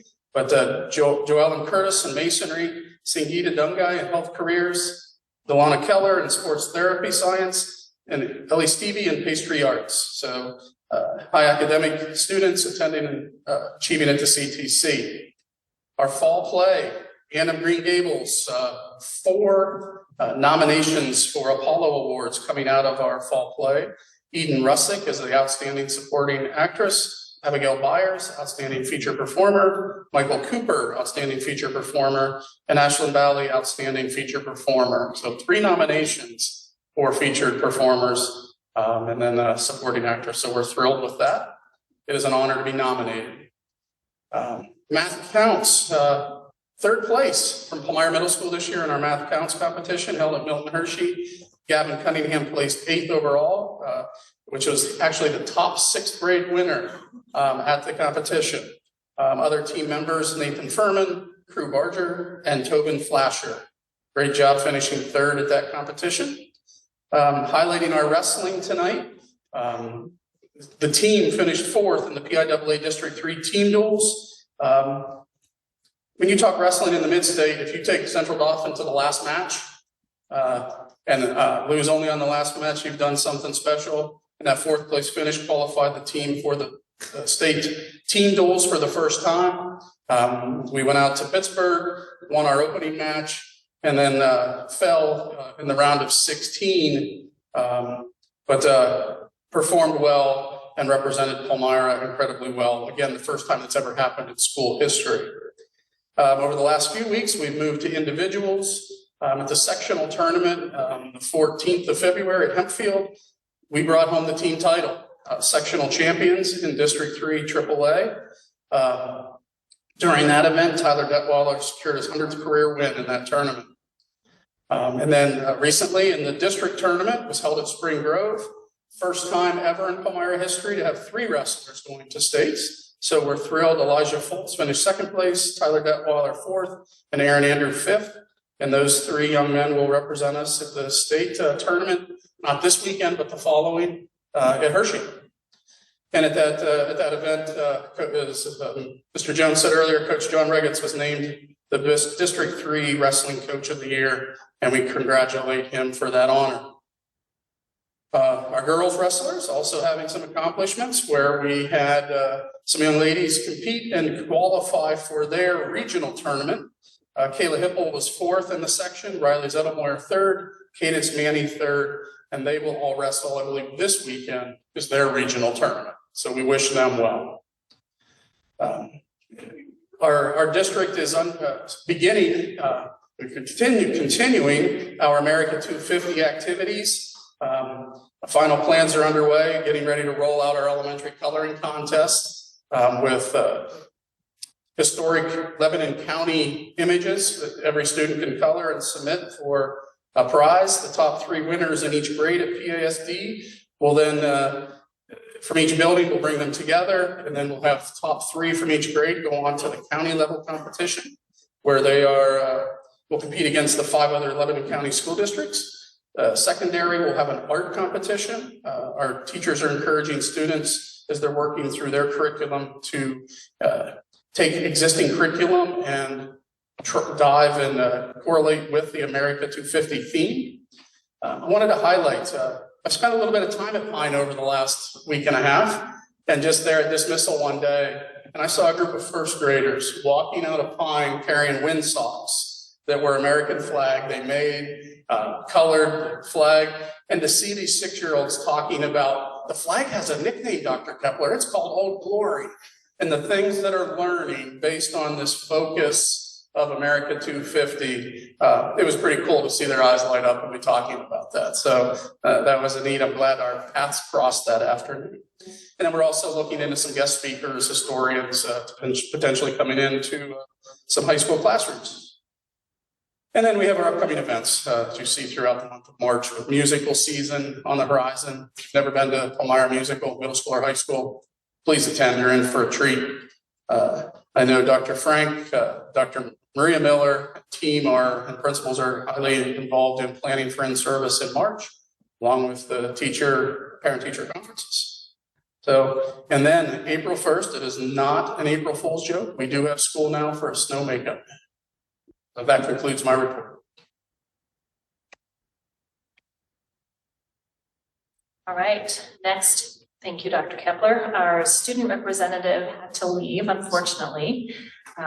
So next would be Lebanon County Career and Technology Center report from Mr. Andrew. Okay, we had our meeting on February 18th at 6:30 at the Lebanon CTC. The big item on the agenda is the discussions of their future building needs and how to fund that project. And that ties into the issue of their bylaws and the way their agreement is written with the funding mechanisms from all the partner schools. There are a couple different options there. Palmyra is in a position where our change in our requirement is within 2% of the 3 options given. So I would say Palmyra has the very least at stake as far as a drastic change to the way we're currently funding CTC as far as dollars out of pocket. So with the discussion there are other districts who currently pay considerably less than Palmyra to go to the CTC when you're looking at the amount that they're contributing. So there is a lot of other, not a lot, there's a few handful of other members that have a lot more at stake based on which funding mechanism is chosen. And if there cannot be a unanimous decision, everything will stay the same, which can potentially be a very difficult hurdle to move forward with any sort of renovation plans at the CTC. If you've been to the CTC anytime lately, even within the last 10 years, it's not hard to notice the outdated nature of the building as well as a lot of the equipment and the stuff that they make do with over there. They do a tremendous job with what they have, but it is definitely in need of updating. So I'll keep the board abreast of future decisions there, of how it looks like they might be moving with that decision. They also brought up again their grant they received for the drones. They are piloting a program with the state for a drone certificate for students who then can actually achieve the FFA clearance to be able to fly those drones professionally. So it's actually a pretty cool opportunity in a program. They got a grant to buy the drones to get that program running. They also hired a new principal. Sorry, his name escapes me at the moment. I have to look here.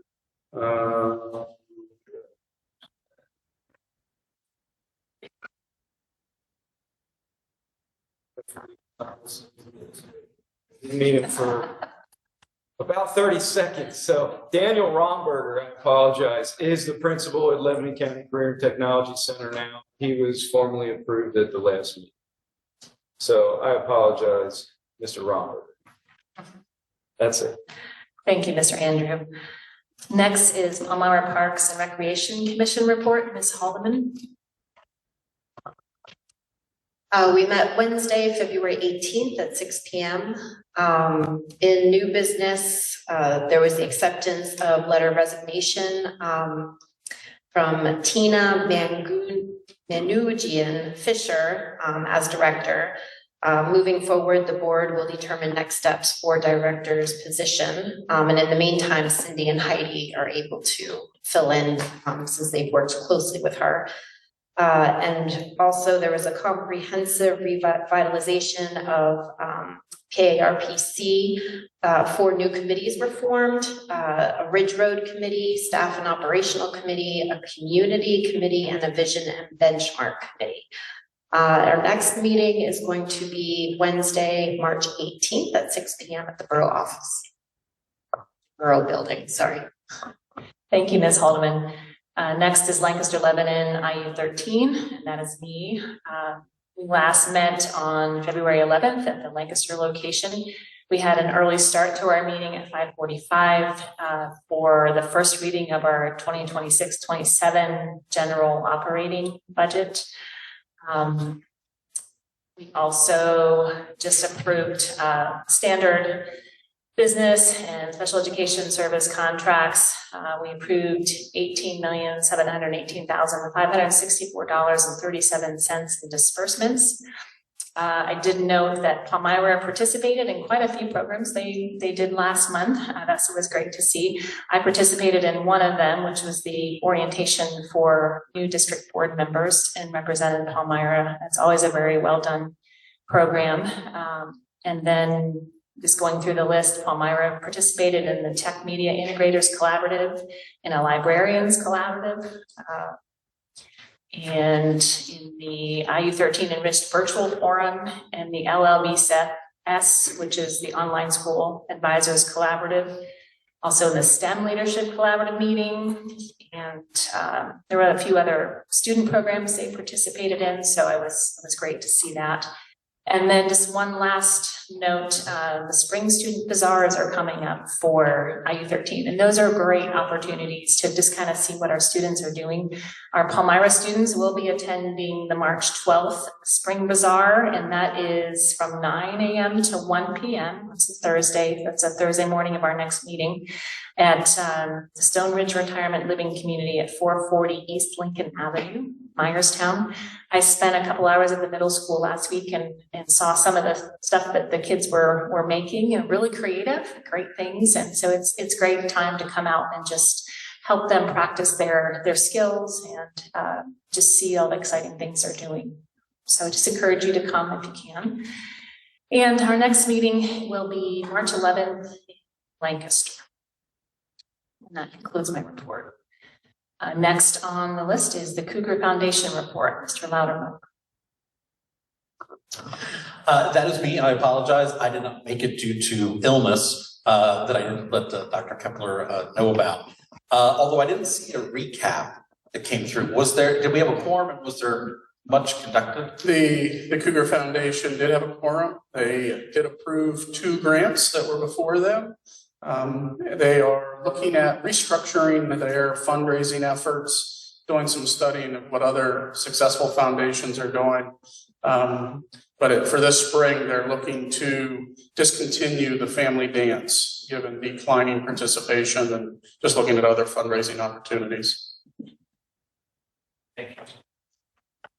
Thank you, Dr. Kepler. Thank you, Mr. Lauterbach.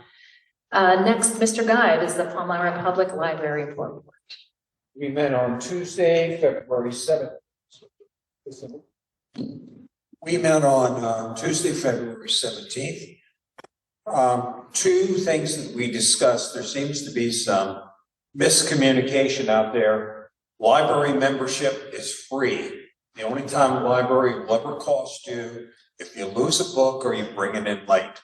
So that was one of the things they were trying to get across. The other one is we're going to hire a consultant to come in and help redesign the footprint of the library to make it more effective and more efficient, and also consider maybe adding space to the library. Thank you, Mr. Guide. Next is the Lebanon County Tax Collection Committee report. Mr. Steinmetz. Thank you. The Lebanon County Tax Collection Committee met on February 18th. We conducted annual officer elections. We confirmed the tax appeal board appointments, and we also reviewed administrative updates. I did want to make a note that all positions to include the tax appeal board were voted in unanimously. Members were also reminded to complete their annual ethics forms. We received reports presented to us by the Strategic Revenue Resources, Keystone Collections, and also the committee treasurer. Routine invoices and financial reporting were approved. Updates with Fulton Bank for check signing was also initiated. The committee highlighted the representation documentation from several municipalities still remains outstanding, and they're sending out a clarifying letter to those municipalities that are still lacking their documentation to put out the urgency to complete it. Finally, the future audit opportunities were also discussed, and the meeting adjourned at 6:11, which was a Mr. Lauterbach, I saw that you've gone into before. I don't know if that's a record. That was pretty a great record to get there in 40 minutes. Down 11. Yeah. And our next meeting is scheduled for May 20th. Just to remind the public, it meets on a quarterly basis. Thank you, Mr. Steinmetz. Ms. Gilligan, the Lebanon County Legislative Region report. Okay, on Monday, February 23rd, the appropriations hearing began on the 26-27 budget proposal that Mrs. Martin discussed earlier. Some dates to look forward to. March 31st is local education agencies must report their reading instructions curricula used during the 25-26 school year to the Department of Education. August 1st, school entities must begin reporting student attendance information, and PDE must post quarterly reports on compulsory attendance enforcement. And also the week of February 13th, Governor Shapiro signed House Bill 17, which now requires the skill of cursive writing to be taught at an appropriate grade level. Yay. So that's wonderful. That's all I have. Thank you, Ms. Gilligan, and thank you for your commitment to be here tonight after having dental surgery. I'm sorry that you're having to deal with that. So thank you for being here tonight. And then other reports. I just had one quick statement, and this is primarily for the public that are still here and then the media. I just want to reiterate that by doing our due diligence these last 2 weeks and looking at those bids for Pine, we've saved doubled, 10,000 or 20, according to my numbers, $23,000 between the bid that was cheapest last week and the bid that was cheapest this week, and additional money that could potentially be saved because we're working with a company that is willing to do grants for us and waive their fee now that they've been given a contract with us. So just want to make sure the media that's still here understands that because we did that due diligence and waited those 2 weeks, that we're still working with contractors that will finish in time before school starts, and we've saved significant amount of money. All right, moving on, communications. There were 4 listed here in the agenda, and they will be entered into the minutes per our board policy. And is there any further business before the board this evening? All right, hearing none, this meeting is adjourned. We will move right into committee then. Recording stopped. First is curriculum, I believe. Okay. Mr. Guy. And my favorite, board policy, so go with it. We actually, and I don't know anybody's going to be heartbroken over this. Dr. Knudsen was going to present those tonight, but is unable to be here. So we're tabling the 2 policies first reading for tonight, and we'll go right to item 3. Okay, that's me and Dr. Maria Miller. So we had a few questions and a request for an update on data, which got Dr. Miller and I very excited. We love to discuss data, so we're happy to put together a presentation for you this evening. So just to look at our goals for the year, just like the work we're doing with those, to continue to communicate, clarify, and celebrate the PASD story, continue our curriculum cycle implementation, to hopefully continuous improvement of instruction, and use those multiple measures of data, student learning, demographic, perception, and school process data, as we look and use that to inform our instruction. So we did not present in January because we focused on the 339 plan. So I'm going to do a quick summary of data. So a very quick summary. This will be for our new board members, just some of the things that we've talked about, and just to continue to tell that PASD story. So in October, we looked at PVAS. That is the state's growth measure. And well above or above is really good. So we as a district are well above or above in all subjects, math, ELA, and science, grades 4 to the high school, except for one exception, grade 6 math, which is a little below. And we'll talk about that as it helped inform one of our goals. PSSA Keystone Achievement data. So we focus on growth, we focus on achievement. This was presented in November. We look at the IU13, Lancaster, Lebanon County, as our comparison schools. We have the #1 elementary school for grade 3 reading, that is North Sign Elementary. We have the #2 elementary for all of ELA, and that is Pine Street Elementary. We have the #1 elementary math building, that's Lingo Elementary. We have the #1 middle school for ELA. Our middle school is #2 in math, and our high school is #1 in literature and #1 in algebra. So we're very proud of the success that we have had academically. There's definitely a tradition of excellence here at Palmyra. And just as a reminder, in November, we also, it's not written up there, but we also talked about the fact that although our scores are the highest for the most part in the IU, we have the lowest per pupil expenditure in the entire IU.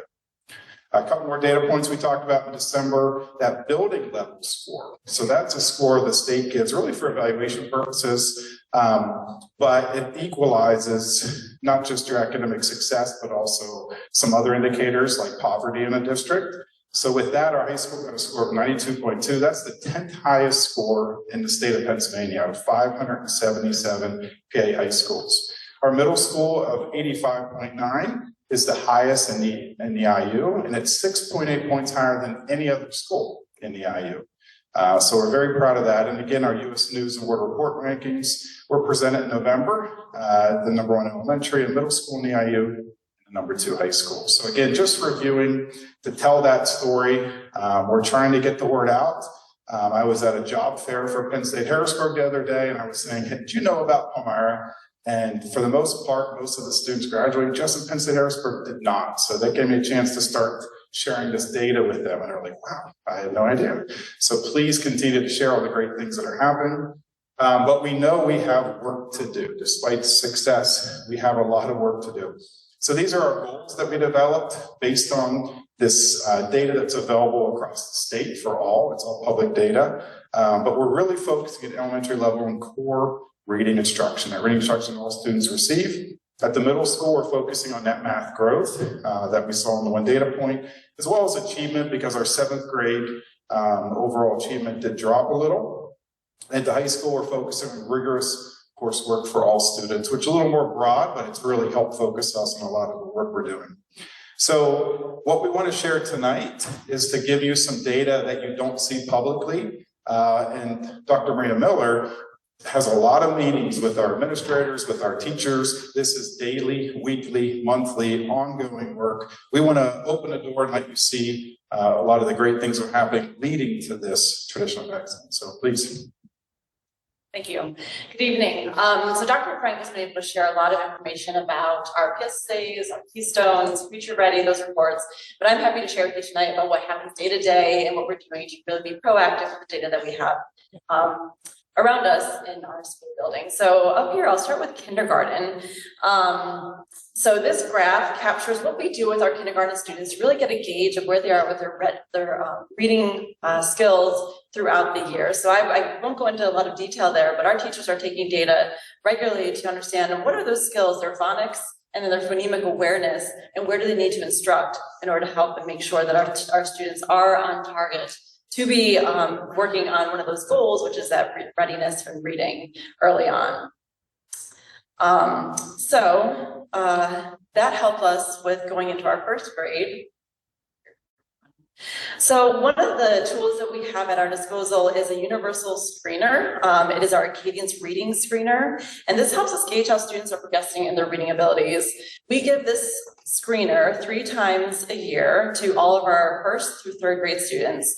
And we use that data to not only help us understand that big picture, but how our programming is working, but also which students need support and how we address their needs in small groups with specific plans. For example, the graph that you see up there shows our 1st grade students and how they improved from the beginning of the year to the middle of the school year. And this data only shows our composite score. So within each of these assessments, there are components that are broken down that help us analyze what our students need and support them through that. And you can see on the next screen, our 3rd grade Acadience composite score. And that's broken down to show you all the different components that fit into that one assessment. And in 3rd grade, you'll see a variance a little bit because we are looking more at comprehension. And that's a goal of us for our earliest readers.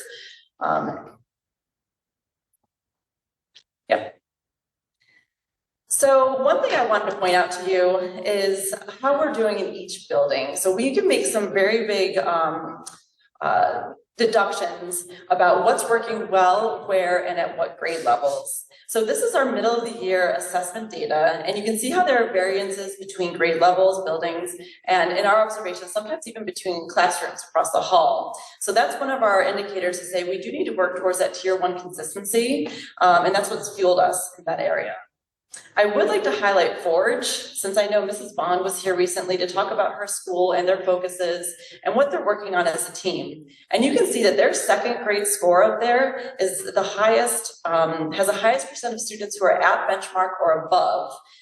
Not pictured here is how much their 1st grade students grew from the beginning of the year assessment to their middle of the year assessment, where their students in 1st grade at Forge were at 30% proficient and above benchmark, and by the middle of the year, they're performing at a 66% benchmark. So that gives us something to look at and really explore to say, how can we mimic this? How can we make sure that what we're doing is providing great opportunities for our students to learn reading in every classroom across our district?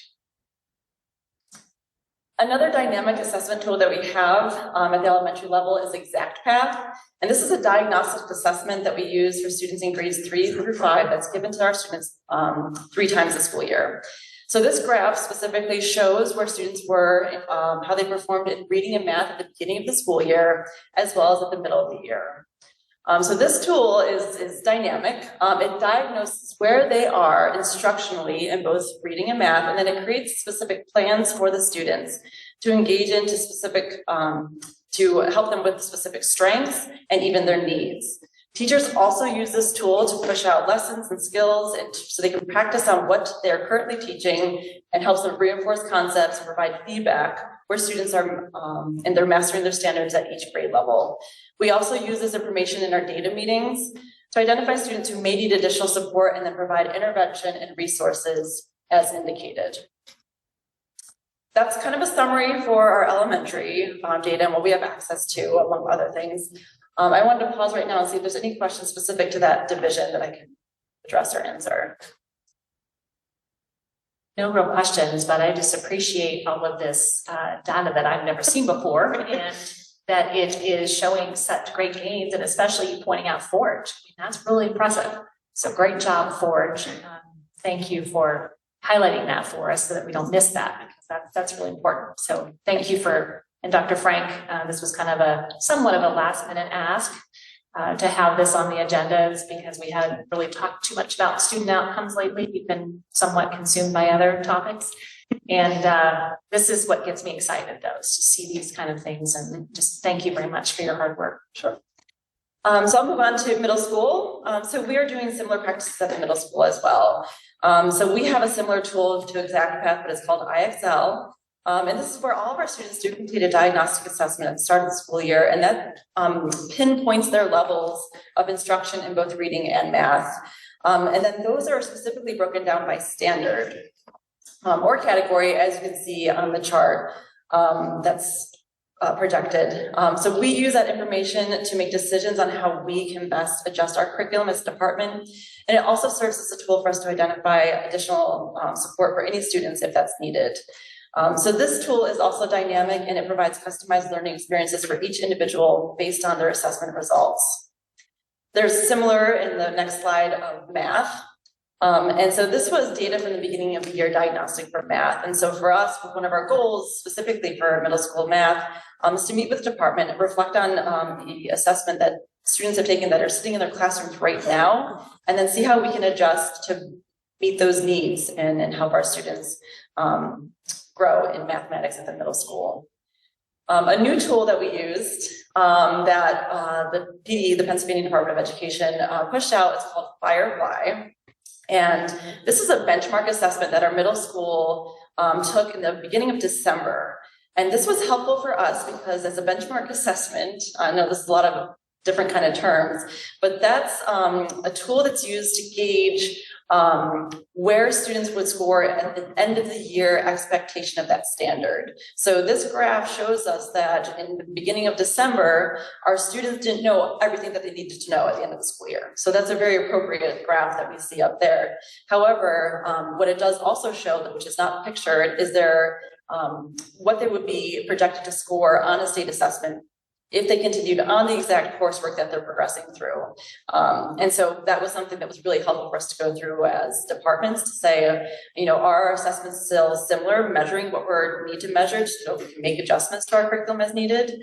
It also was a great platform for us to have our students practice on the same exact application that they're going to be taking the PSSAs on. So it really was great. We're going to be administering the second Firefly to see how our students are doing prior to the PSSAs next week. And that'll help us inform more decisions to say, what do we need to refine? What is it that we need to touch up anymore prior to that assessment that's coming up in a little bit. How is the Firefly administered? It's on an iPad. Yeah, so we have a DRC software that is pushed out to all the students' iPads, and they access that through a little ticket that we create on the back end, and they enter that. And then the data can access as on the back end of staff.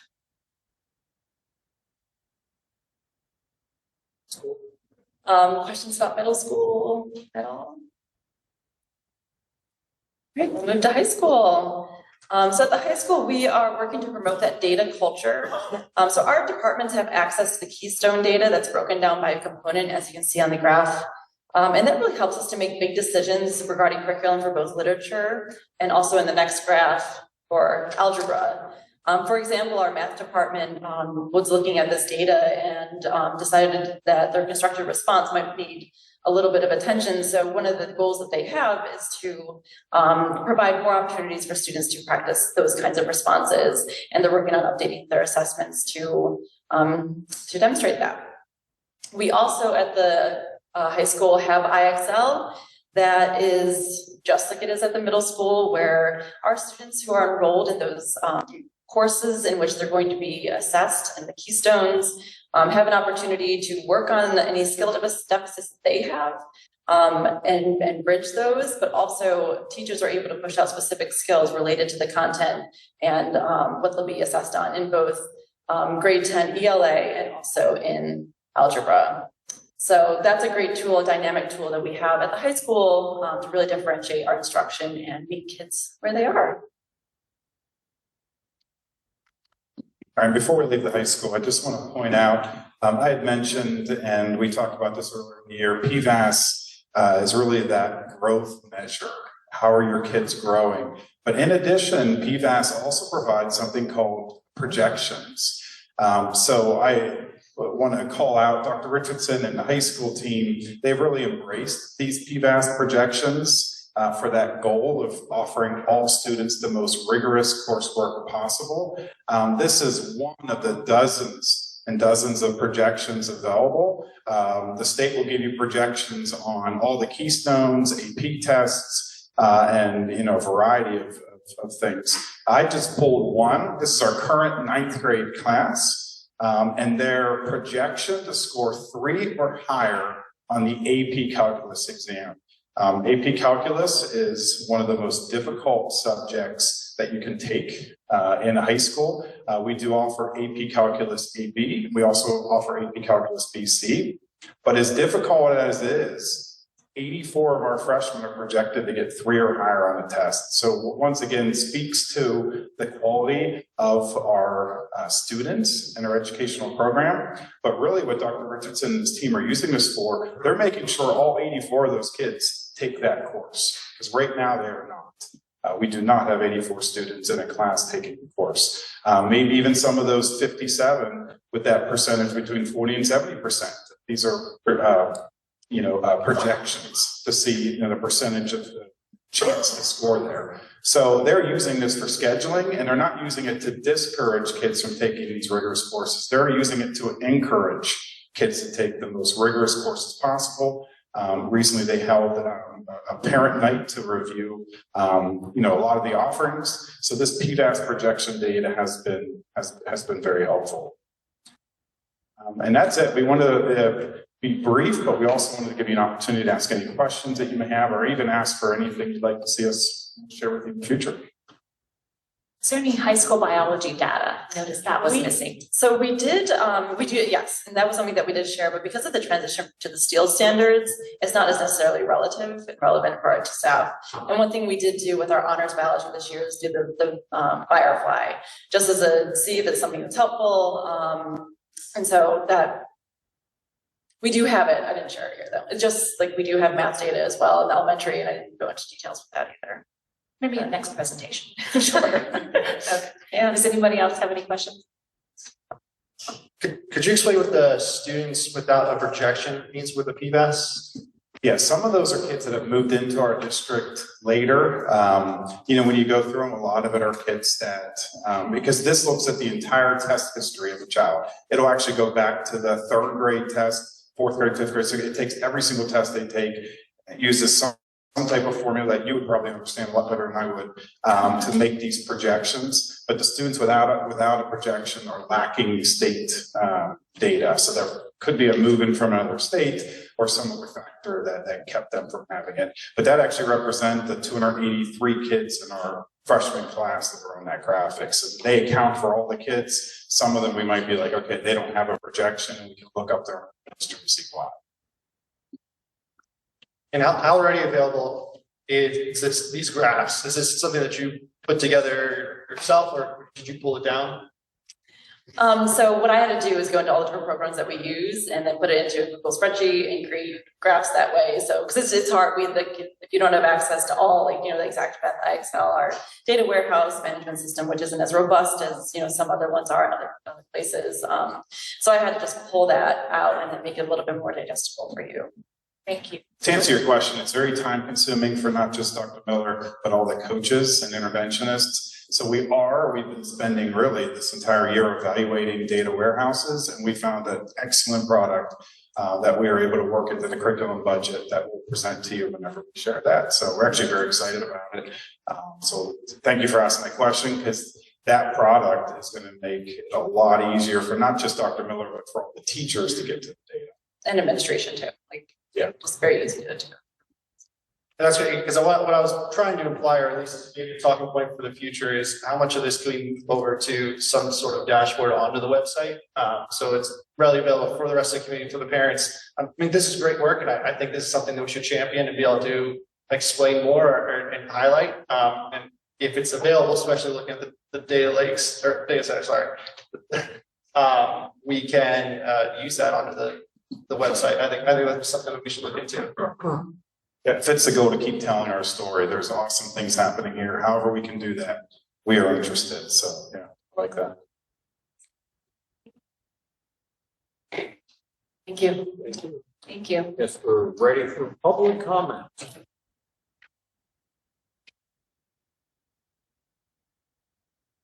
Yeah, I guess we'll move on. All right, thank you, Mr. Guy. I think next is finance. Mr. Steinmetz.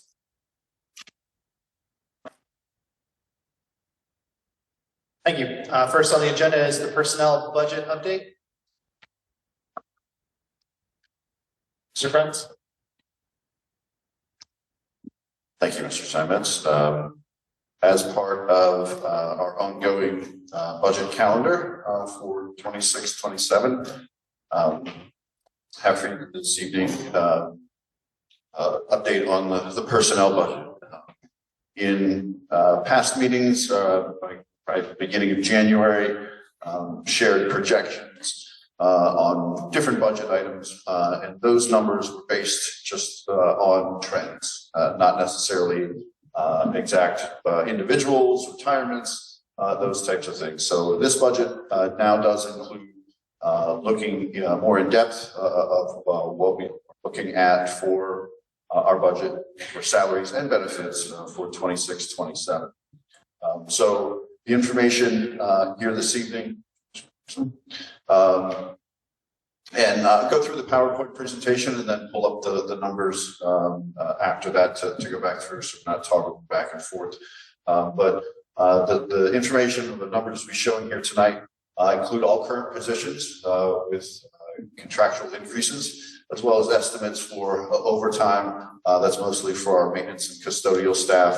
However, there's additional time also noted for professional teachers and instructors. Includes the additional positions of an autistic support teacher and 2 autistic support paraprofessionals, as well as estimates for substitutes, coaches, advisors, department heads.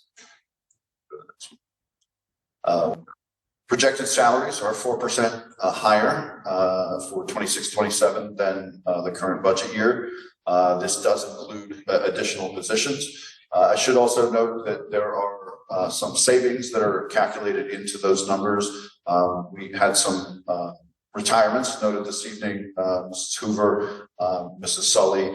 We have 2 other secretaries one within the district office, and one within the maintenance office that are retiring at the end of the year. So in total, we estimate about a little over $75,000 savings from those salaries that will be coming off our books to the replacement salaries of the individuals that we would look to replace those individuals.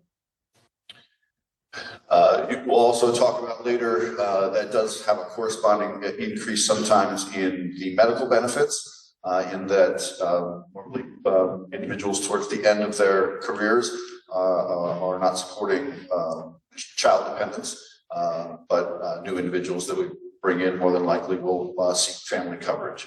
So the savings I noted of 75,000 is in salaries only. There will be also a corresponding bit of an increase in benefits given those retirements. One of the areas that was adjusted greatly from the 25-26 budget to these numbers for 26-27 were estimated salaries for substitutes. They're about 33% higher. It's not the salaries or the amount of money those individuals are being paid as much as needing more substitutes, particularly for long-term coverages for individuals that may be out for medical or transition of teachers that have left us. Long-term subs necessary to fill those spots until we find a permanent individual.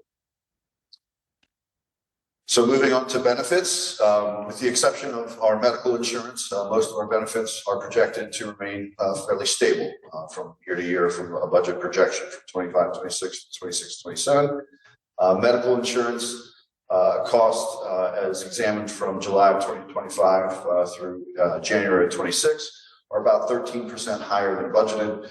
There is a bit of a hopeful that some of that will come back down as we go through the remainder of this year, and a lot of that being our medical plan runs January 1st to December 31st, and as of January 1st, deductibles reset. So if somebody had met their deductible during the 2025 year, all of those expenses go back to the plan and the responsibility of the district to pay.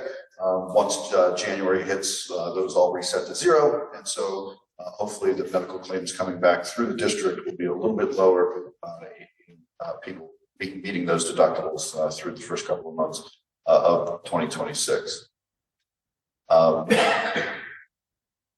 Also to note that as part of our district fund balance, we do have about $1.8 million in our fund balance assigned for medical insurance increases. This is really critical to our operations because we are a self-insured entity. So there is no guarantee of what our medical costs will be year to year. It really is dependent on the services that our employees and dependents seek.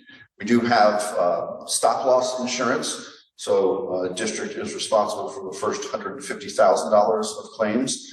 And then after that, it goes to stop loss either through stop loss provider, or we are part of the EHCC program pool, if you will, that also provides reimbursements for those claims above that. The kicker of those, just with any other insurance, the more that you seek or need to use that insurance, next year's costs will probably increase so that those costs can be recouped. But this $1.8 million help us not be too aggressive or react too much to maybe blips on the screen or small increases that we see that are large, that maybe feel like they're bigger projected throughout the year, allows us to be somewhat conservative in that approach, knowing that there's this safety net. Fortunately, in the 4 years that I've been here, we've never had to dip into that, but it is a safety net that we have provided if insurance costs or benefit costs do exceed budget by a greater amount than our revenue. In addition, and this was provided in prior updates, the only recommended additions were the autistic support teacher and the paraprofessionals. We had received requests through our budget process to look at additional positions: elementary counselor, ELD teacher, communication/grant writer, and a safety and security coordinator. Those positions are not in the budget projections at this point, but I did want to provide just to make sure that as we move forward, if there's any additional positions the board would like to see included in the budget projections, this would be a time to discuss some of those. Given our budget timeline, we look to provide the final personnel budget to be presented at our April 9th meeting. So one of the needs to have a discussion, once again, not needing a decision on those additional points, but we only have 2 more meetings before that final budget, personnel budget would be presented. Would also like to note that salaries and benefits are by far the largest portion of the district budget. About 68.5% of our total budget is salaries and benefits. As noted, I'd like to finalize any additions or deletions from this by the March 26th meeting, so we could be prepared to present the final proposed personnel budget on April the 9th. In addition, the medical costs will be something that you probably will see fluctuate in presentations when we bring this up. Hopefully, seeing a downturn in some of our costs as we move through February and March, and maybe reduce that estimated 13% increase in those costs moving forward. So many of the other benefit items that are noted there, we'll review the numbers so you can see the consistency that they have had over time. I don't expect a lot of those to fluctuate as we move through, but definitely medical insurance will be one of those. Catherine, if you bring up the sub sheet.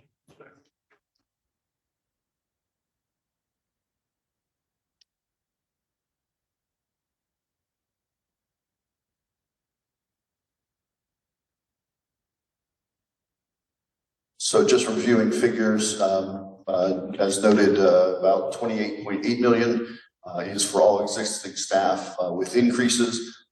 And once again, that savings that we noted through retirements is included as part of that number. The additional staff that we know we're including in the budget is about $119,000 for those one professional position and 2 support staff. Day-to-day substitutes, substitutes, which include day-to-day, long-term, and short-term. This is where major increases come, looking at a projection of about $900,000 to cover those costs for 26-27. Our extra hours, this includes professional time as well as overtime for maintenance custodial staff, is around $200,000. Insurance opt-outs. These are as part of our current agreement. We provide opt-outs for people not to take our medical insurance, of course, assuming a savings from there. But those total opt-outs are about $275,000, and that's been a consistent item in our budget since I've been with the district. Estimated retirement payouts are one of those items that we have noted there. It's very much a projection based on retirement payouts from the prior year. This is a 26-27 budget, so if somebody was retiring at the end of 2027, they wouldn't have to inform the district until January of 2027. So very much something we don't have information for now. We're projecting those items. And then the final one, $705,000. That is mostly coaching salaries, but also does include game help, advisors, department heads, some of those things we refer to as Appendix B driven. So stipends that the projection there is that all current supplements, coaches, game help advisors, all the positions that were approved in the current year's budget would be part of and approved in next year's budget. But that is availability if district wanted to reduce some of those in some areas, that would be allowable. Just wouldn't have those positions to fill and have to go out and go without some of those individuals and their services. As noted, the salary for 24-25, the actual was about 28.4 million. The budgeted salaries for the current year, 29.8 million, and then projected to be just a little over 31 million as we get into 26-27. Finally, the insurances that are part of the benefit package, if you will, of these costs, really reflective of contractual items that we have. You'll see mostly the increase in retirement, that percentage that the district is required to pay is fortunately plateaued from prior years. I'm showing a little bit of my age, but I was a business manager in 2005, and the retirement percentage of that year was 1.5%. It is now up to 33%. So that is something that has been a large item in lot of district budgets over the last 20 years to make room for those things. Fortunately, we are at a plateau. I wish it was a peak, that it would go back down, but unfortunately it stays around that same level. But most of those increases are because of the increase in salary, and retirement is a percentage of that. Medical insurance, as noted there, current budget is just a little over 5.8 million, and projected to go up to 6.6, and that's showing that 13% increase. Dental benefits remain fairly stable, and just showing an increase a little bit in recorded costs there, based on actuals that we saw in 24-25. So total personnel costs, this would be the benefits and the salaries together, increasing from about 48.7 million in current year's budget to about 50.9 million for 26-27. Any questions on information there? How many students do we have moving up to the high school for the autistic classroom? Do we know? Don't. We can get you that answer. Just curious, because I was looking back to our agreement we approved for Vista. For one student, it was $43,772.19. So it's behooves us as a district to hire a teacher and have our own classroom for sure. I can confidently say that and that's one of the reasons that we kind of treat these positions as obviously always rather educate our students within our buildings. And this becomes more of a budget neutral item that we probably have more cost if we outplace those students versus providing them here. And that's a cost benefit that we go through to make sure that we have enough students to offset that total cost, and even probably have savings because we're educating within our buildings. Those costs are very high for each student if we're doing an out of district placement. So, okay, thank you.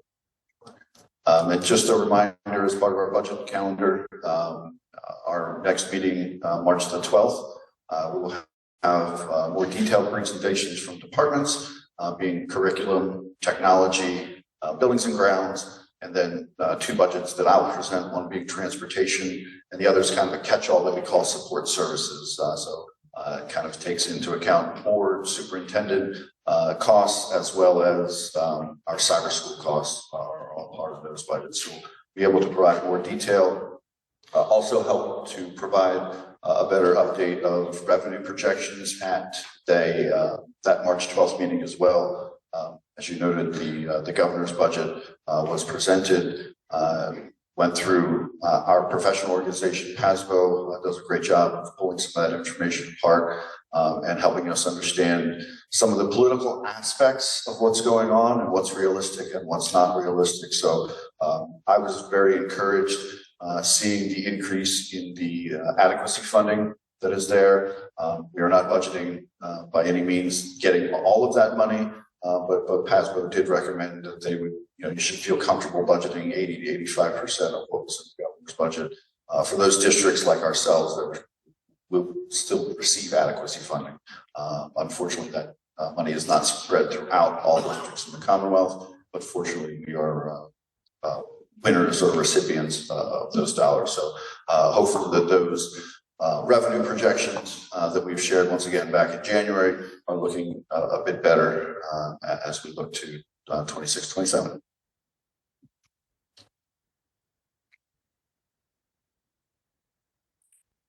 Questions?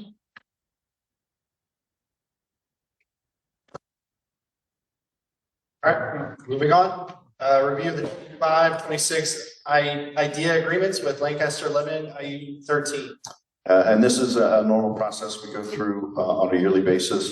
Our IDEA agreements are essentially provide for special education funding for the district.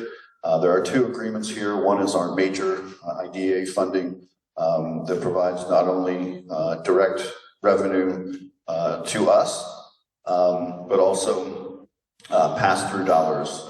So in total, the grant is $482,024. Of that, $414,981 is passed through to us from the IU. We basically bill back for student placements and or IU contracts. That's how we use these dollars to qualify for IDEA funding. So we'll gather those costs that we have throughout the year, bill the IU for that. They'll send us back that $414,981. In addition to that, they have what's known as district share of on behalf services. So these are services, essentially, money is put into a pot and additional services that the IU may be providing to our students is taken through those dollars. They don't pass through directly to us. Essentially, it's a $0 item. It's something we do record in our books for the audit. Essentially, we record $367,000 of additional IU expenses and then $367,043 of additional revenue to offset that for the 782. The other agreement that is there is noted as IDEA for section 619 students, and these would be students that receive early intervention services. So they are not quite school eligible or school age, but they're still receiving special needs services through the IU. As we get billed for those students, we're able to submit those back to the IU to receive up to the $4,200 reimbursement noted for those. Normally present these to the board and then provide them in our next board meeting for approval.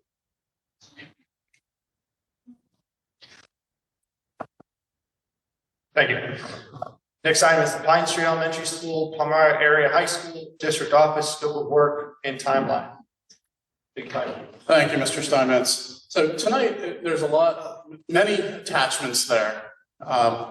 Ultimately, what the administration is seeking from the board over the next month is general palette for direction on next phase of Pine Street elementary renovations and high school renovations. It is not making decisions on the breadth of that. It is, if we intend to move forward working with RLPS as our architect, we already have a signed contract with them. So it would be an informal nod to say continue to work with them on what you see there, leaving the program, conceptual design phase, finishing that work, going into then design and document phase. So over the next 6 to 10 months, working to streamline and determine scope of work. Administration working with them, administration working with this board to determine scope.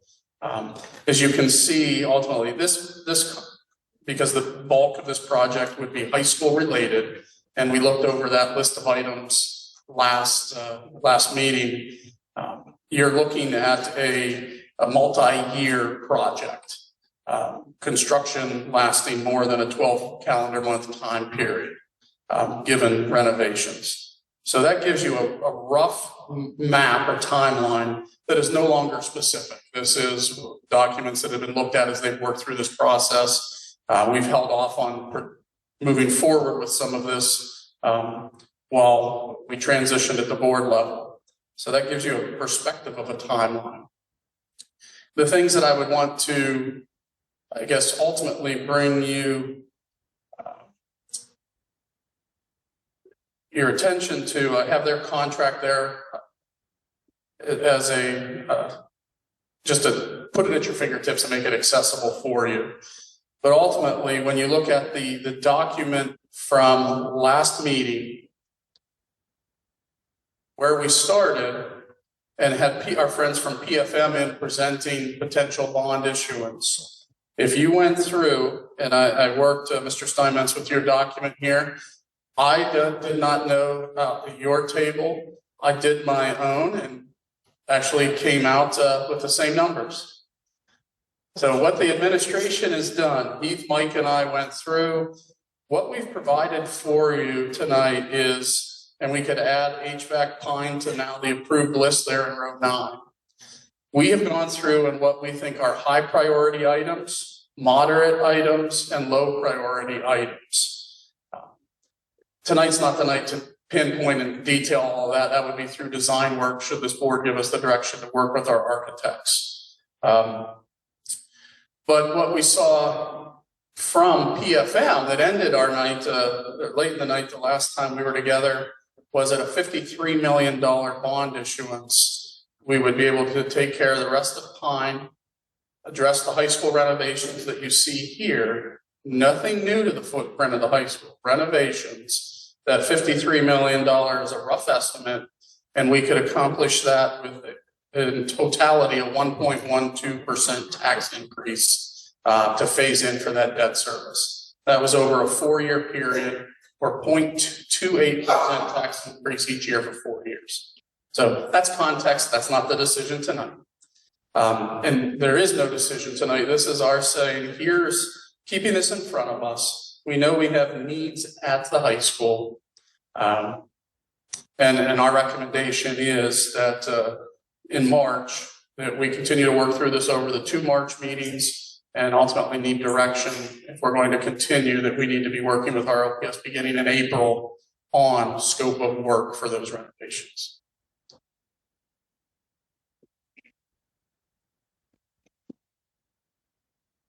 Just to add to that, and once again, I apologize, I was not able to attend last meeting. But in addition to making the decisions of what we're going to do, PFM provided information on bond issuance, and as Dr. Kepper noted, the initial information was a total bond issuance of $53 million. That did include issuing about $10 million worth of bonds this year. The impetus for that, or most of that money, would have been projected to use for the Pine Street Elementary items that have already been approved. But as we talked, we also do have the cash to provide that.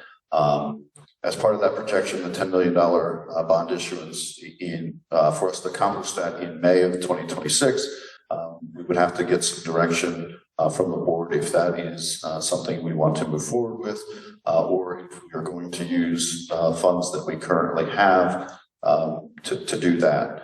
There is also the ability to use the funds that we have, pass what is known as a reimbursement resolution prior to issuing our bonds.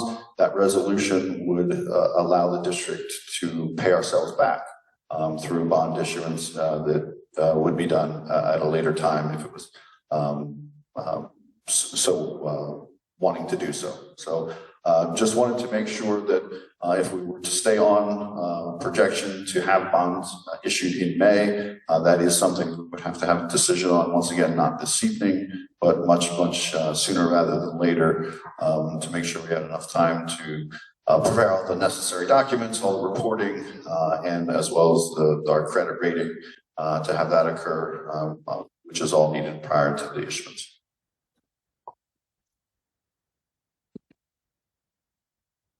And again, the numbers, that I referenced were for a renovation estimate. As I said in the last meeting, there are items on there that I don't believe we need. There was a price point of over $1 million that we listed as low priority that had to do with replacing all the cabinetry in classrooms at the high school. Our cabinets are in fine shape. Removing money to replace the lockers. Our lockers are in fine shape. However, that's the good news. The not so good news is items below the yellow line, many of which are items that RLPS did not have in any estimates. For example, fuel pump replacements. Those pumps, again, it looks like you're pulling into the 1956 Sunoco. And other items there that we don't have price points. So as much as, there's a couple $1 million that could come off, there's also costs that would potentially need to go on. And then also before the board were the items from the feasibility study that you would have to consider as standalone items. And would you want to include those in planning or not? And some of those are some pricier items. The feasibility study had the option of the new gymnasium, wrestling fitness room, maintenance building addition, and restrooms. Those are items we do have price estimates for, but again, they can be standalone decision items. Okay. So that's any questions, I guess, or what do you as a board need from us over the next 2 meetings to help you process some of this information? I'm assuming one of those is, the big picture is, we're looking at things, there's pieces of items. We've had, again, price points, the CTC, if there's an estimated $100 million project, we're looking at basically a 1% tax increase every year for 5 years to fund that. Teacher contract, you're starting to see some of those numbers. This piece, that 0.28% every year for 4 years. Or you can rearrange that as a board any way you want, and bond council can come back with other options. Those are the things to give you perspective of you take this work and the CTC, what we've been shown is roughly a 1.28% tax increase each year for the next 4 years, just for those things. What would happen, Dr. Kepler? Go ahead. I'm sorry. No, go ahead, Mr. Andrew. What happens after year 4? So in other words, we're looking at the projections for phasing in that debt. What happens to the percentage after year 4? So that is phasing in, our bond payment, or the amount that we would put in our budget to repay bonds on a yearly basis, would cap out. So we have the necessary real estate taxes in place to pay for the increase that we'd be looking for those bond projections. Based on the information RLPS provided, we would stay at that number in terms of our yearly budget process until about, I believe it was 10 years, so around 2039. It drops off by $1.5 million. At that time, the board could decide whether to transfer that money into a capital projects fund, or maybe there's additional need to borrow based on capital needs. But after that 4-year period, we've built in the necessary revenue to pay for the debt we've signed up for. If, for example, that $53 million was that number. So there would be no need for any additional increase after year 4 to cover the debt service from that $53 million. That is correct. And I would just, and I think Mr. Francis is probably getting nervous with me taking the mic on something financial, but the district, I think, has done a good job of planning for this and phasing in. For me to sit here before you tonight and say a $53 million borrowing, we only need 1.12% additional tax increase is unheard of. Part of that is the effective planning, Mr. Frenz and his team along with the board, but also because we've been a winner in the adequacy funding and we've been able to use some state revenue that we've long been due to help us. So to say 53 million and 1.12%, PFM would typically tell us we're crazy, but we've been fortunate.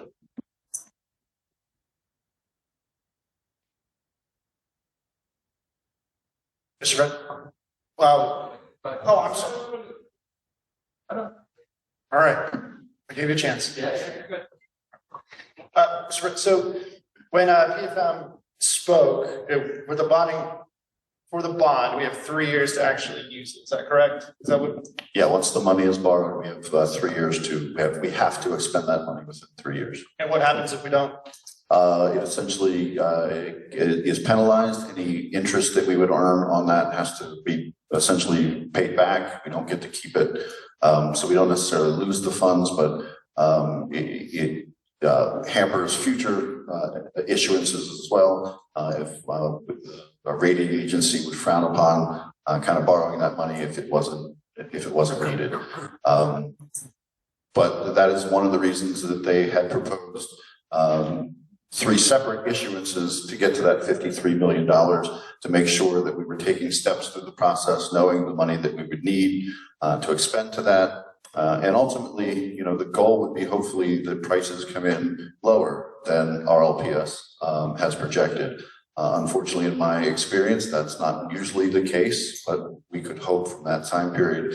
And what we would do is either offset, not need to borrow as much in that last borrowing, or which was also presented.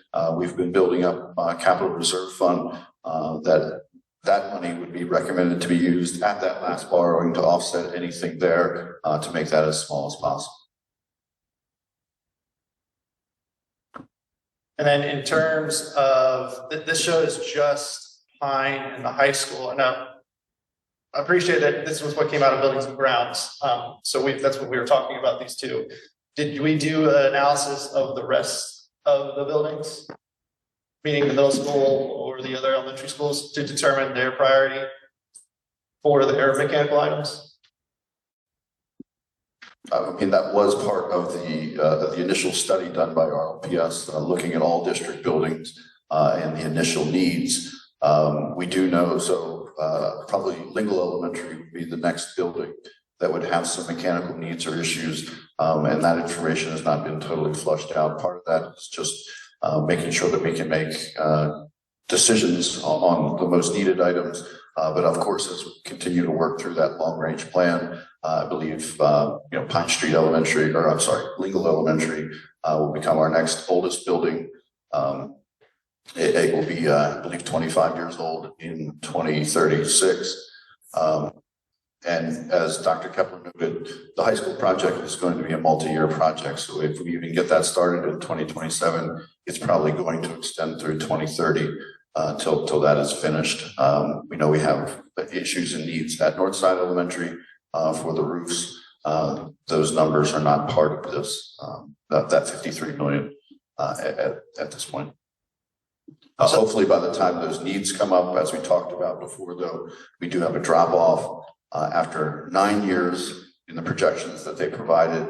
And so hopefully we would have more additional ability to borrow money without increasing the taxes, because we've already set our budget level at the $9 million required to pay back that original 53 million in this example. And for the priority rating, who assigned the priority? I know it was an example of one. Was it work with Mr. Dresch? Was it the three of us, Mr. Friends, Mr. Dresch, and I sat together and looked at these items from the high school and the small pieces of the Pine project that we're saying we recommend go through the architect. It was the three of us. And then the wrestling room and fitness room was marked high, similar to just HVACs and mechanical systems. The wrestling room marked high just based as a safety feature. And we've heard from that group the size of the room is an issue. There are other options. We don't have to use the room. You can roll mats out in a cafeteria somewhere. So just from a safety, that one was high, and the maintenance area was high just based on need. No restrooms in the office there. The competition gymnasium that really came down to moderate, based more on safety than it did a gymnasium facility.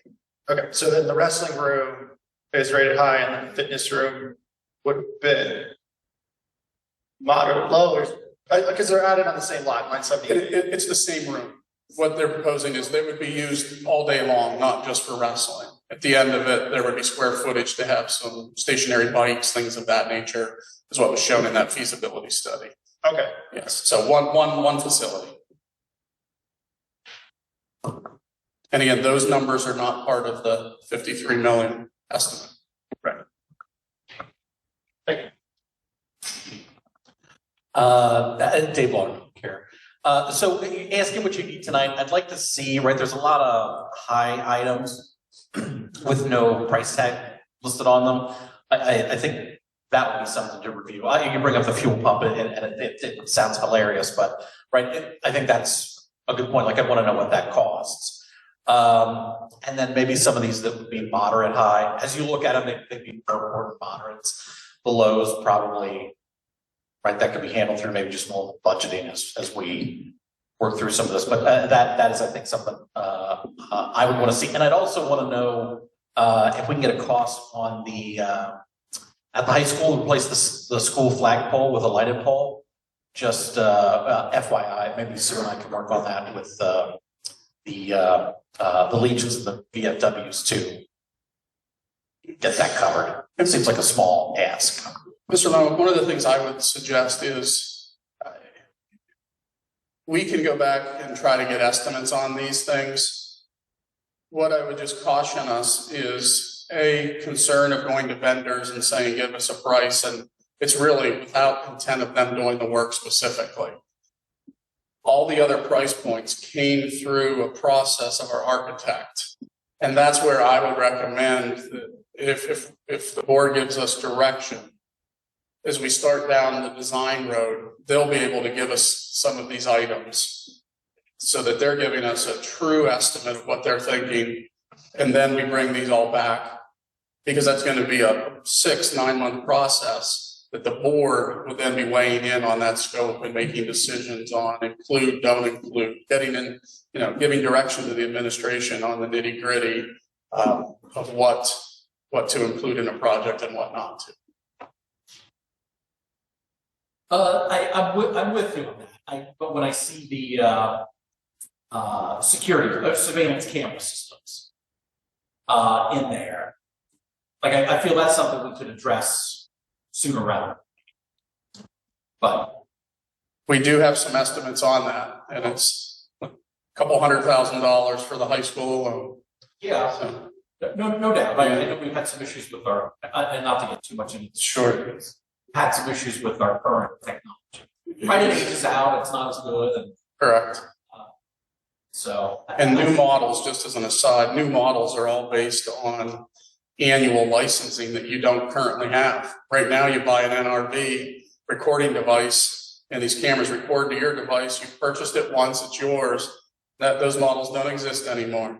It's all you pay an annual licensing fee where everything's recorded on the cloud and you're paying for that access. So the purchase of the camera is actually not the difficult part. Yes, they build their own revenue stream. You bet they do. Thank you.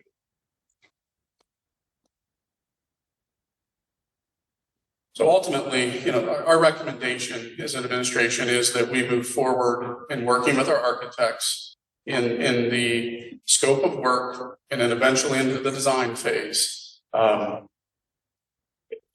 There will be cost to that at some point with their contract. They'll go over that 10% piece that they've been working on. And when they get into design, the bill for that portion would continue. But I believe we clearly have some needs at the high school that we're going to need to be doing something. It's that breadth. No decision needs to be made today on the breadth of that or the amount of money, but we know we're going to have needs. Mr. Friend worked with PFM on bond issuance, and I looking at when's the time, how much, but borrowing $10 million in the near future, I think is pretty indicative that we're going to be spending that and some. But we have the next couple of meetings to continue to discuss this and get direction. So RLPS, is it necessary to work with them? I guess I'm kind of trying to think through how much money we give them, and I was remembering the last treasurer reports, I would see how much they were getting every month. Is that a necessary party to work with? I mean, I'm just throwing it out there. I don't know. The breadth of this project, you can see the challenges when you do a GISA or state contract option tonight and trying to compare. There's a lot of benefits to those. The breadth of a $50 million project, our strong recommendation would be we need an architect. And it's 5.5% of project costs are their fees. Which is a lot of money. It is a lot of money.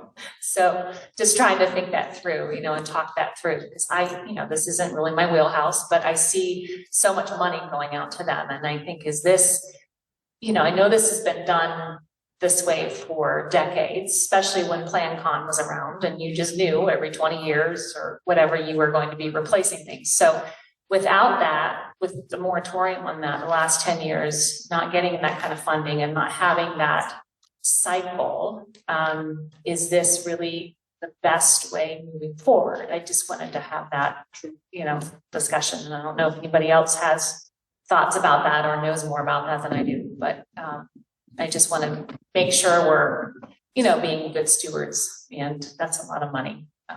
So I don't know if anyone else has any thoughts. I do. Yes, Mr. Guy. This is a question that I've wrestled with many, many times.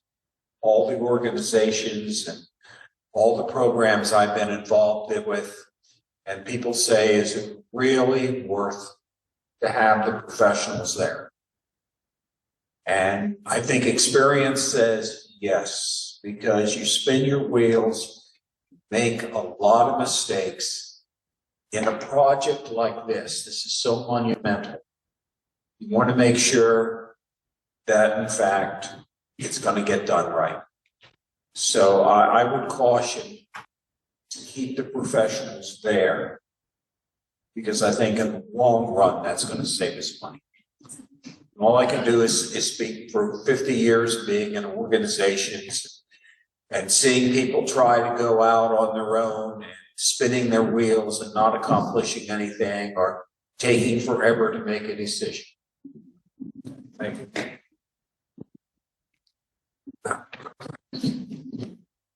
I couldn't agree more with what's been said. The professionals are absolutely required, but I would also like to change the entire thought process of how we're looking at what should and could be done with all of these processes. Nothing is going to be happening quickly with the high school. We see that from the planning necessary. We see that from the potential multi-year requirement to complete the project. I would like to see a change to the philosophy behind the project at the high school. I would like to see the issues we looked at in need addressed with very little else.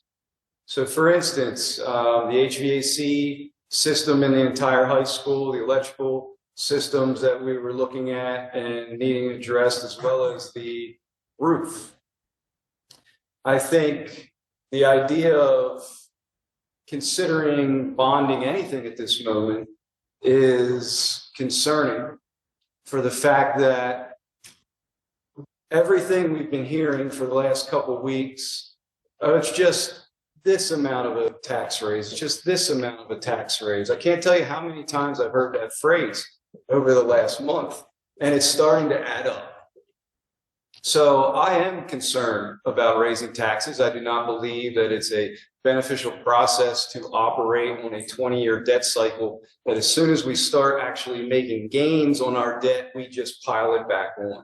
I don't believe that that is the only way to go about this process. So I would like personally to not empower this project to move forward in any regard until we look at actual needs, like we need this to function, like the issues we're dealing with at Pond, versus things that are part of this project. There are so many things in this project that are, in my opinion, anything but enough. So I would like to see a different philosophy driving this project and driving this process. And personally, I'm in no position to approve bonding or a $50 million project at the high school. I've only lived in Palmyra for 5 years. This high school is beautiful. This stuff is relative to your perspective. I came to Palmyra and I was blown away. I walked through that high school and I thought, this is amazing. This place is gorgeous. And a lot of that is due to our folks that take care of it. It's beautiful. And yes, there's nuts and bolts that need addressed. But this concept that is pushed by architects to education of this 20-year cycle of bonding, $100 million projects, that is not the only way to deal with buildings in the system. And I would like to see us start to look at a different philosophy to address our needs, which takes into account more than just this individual scenario. Because yes, it might just be the incremental increase that we're talking about for 4 years, but that's on top of everything else. So personally, I don't have much of a stomach right now to discuss the concepts of going in debt for another $50 million, especially when I haven't heard once from anyone about how we're going to offset that debt. Whatever happened to cuts? Increasing taxes and adding isn't the only option in a system. And sometimes to balance things financially, all sides need to be considered. So I would just like to urge folks to maybe look at this whole concept a little differently as we start to move forward, come up with an actual plan of needs for functionality and safety, and start to plan out a way to achieve that, not just for the high school, but for the other buildings who will soon need things as well. So I don't want to be misconstrued. I completely appreciate the amount of effort that the administration has put into this. This is not a little bit of work.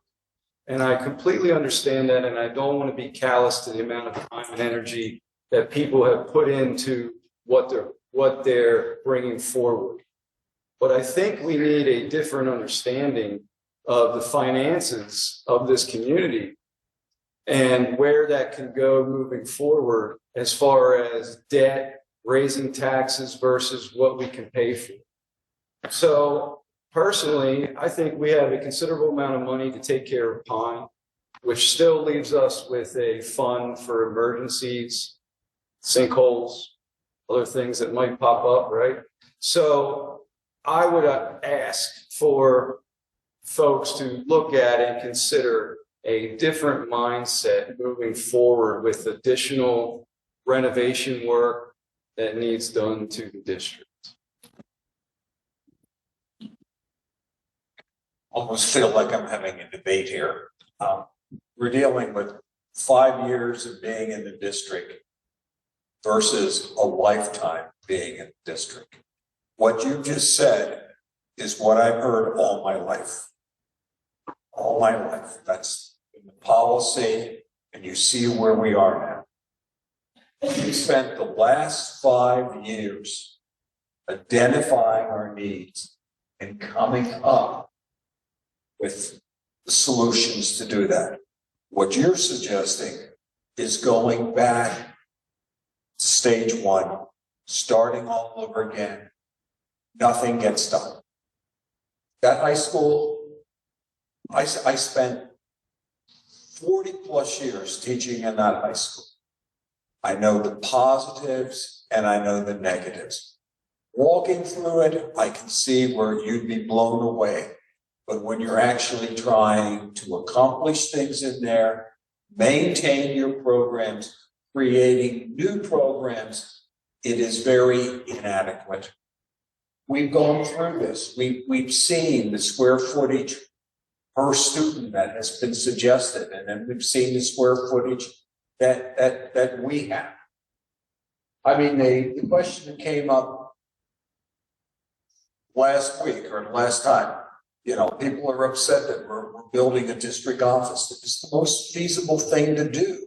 It was less expensive to build a district office and, in fact, use the existing space there to increase our classrooms. So right now, we don't have a district office.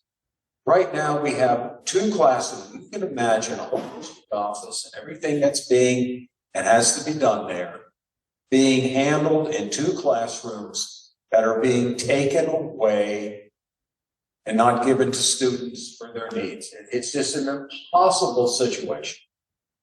And to do what you're suggesting to the casual person who walks through and says, oh, that's a great idea. But for those of us who have lived through this and struggled through this for years, know that all that is moving backwards. So, you know, we can sit here, you and I can debate this all night. I'm not going to probably change your mind. You're not going to change my mind because I lived through this. And this is the thing that upset me the most with the school board members that chose not to run last time. They were here for 4 years. They knew what the problems were. Some of these things should be determined before. We wouldn't be sitting here talking about this again. But all we're doing is going back to square one on this. really disappointing. Well, just to Miss clarify. Haldeman, I think. Oh, I'm sorry. Yes, That's okay. I just have a comment. That's all I was thinking about, looking at all of these things and wondering, what grants are out there for these types of things. And I would just really like if we could move forward on finding a grant writer. Like the sooner the better, in my opinion. I have talked to a few people that possibly they've done this for a living and they'd be interested in that position, as we do have listed as a potential position. But a lot of these, there's so much federal and state funding out there. I just feel like there's a lot of money we could tap into with the grant writer. So that's all I'm saying. Just looking at the different things that we should utilize it if it's out there. Mr. Andrew? Yeah, all I wanted to do was clarify, I'm not suggesting we throw everything out. I'm suggesting we do back up, absolutely, and look at, with a new lens, what is actually needed. We have all the information gathered, quite a bit of it, and we can utilize that information, not start over, and work with a new philosophy on what this project could look like. And I think that would do quite a bit to the requirement on the community to pay for it. That's all.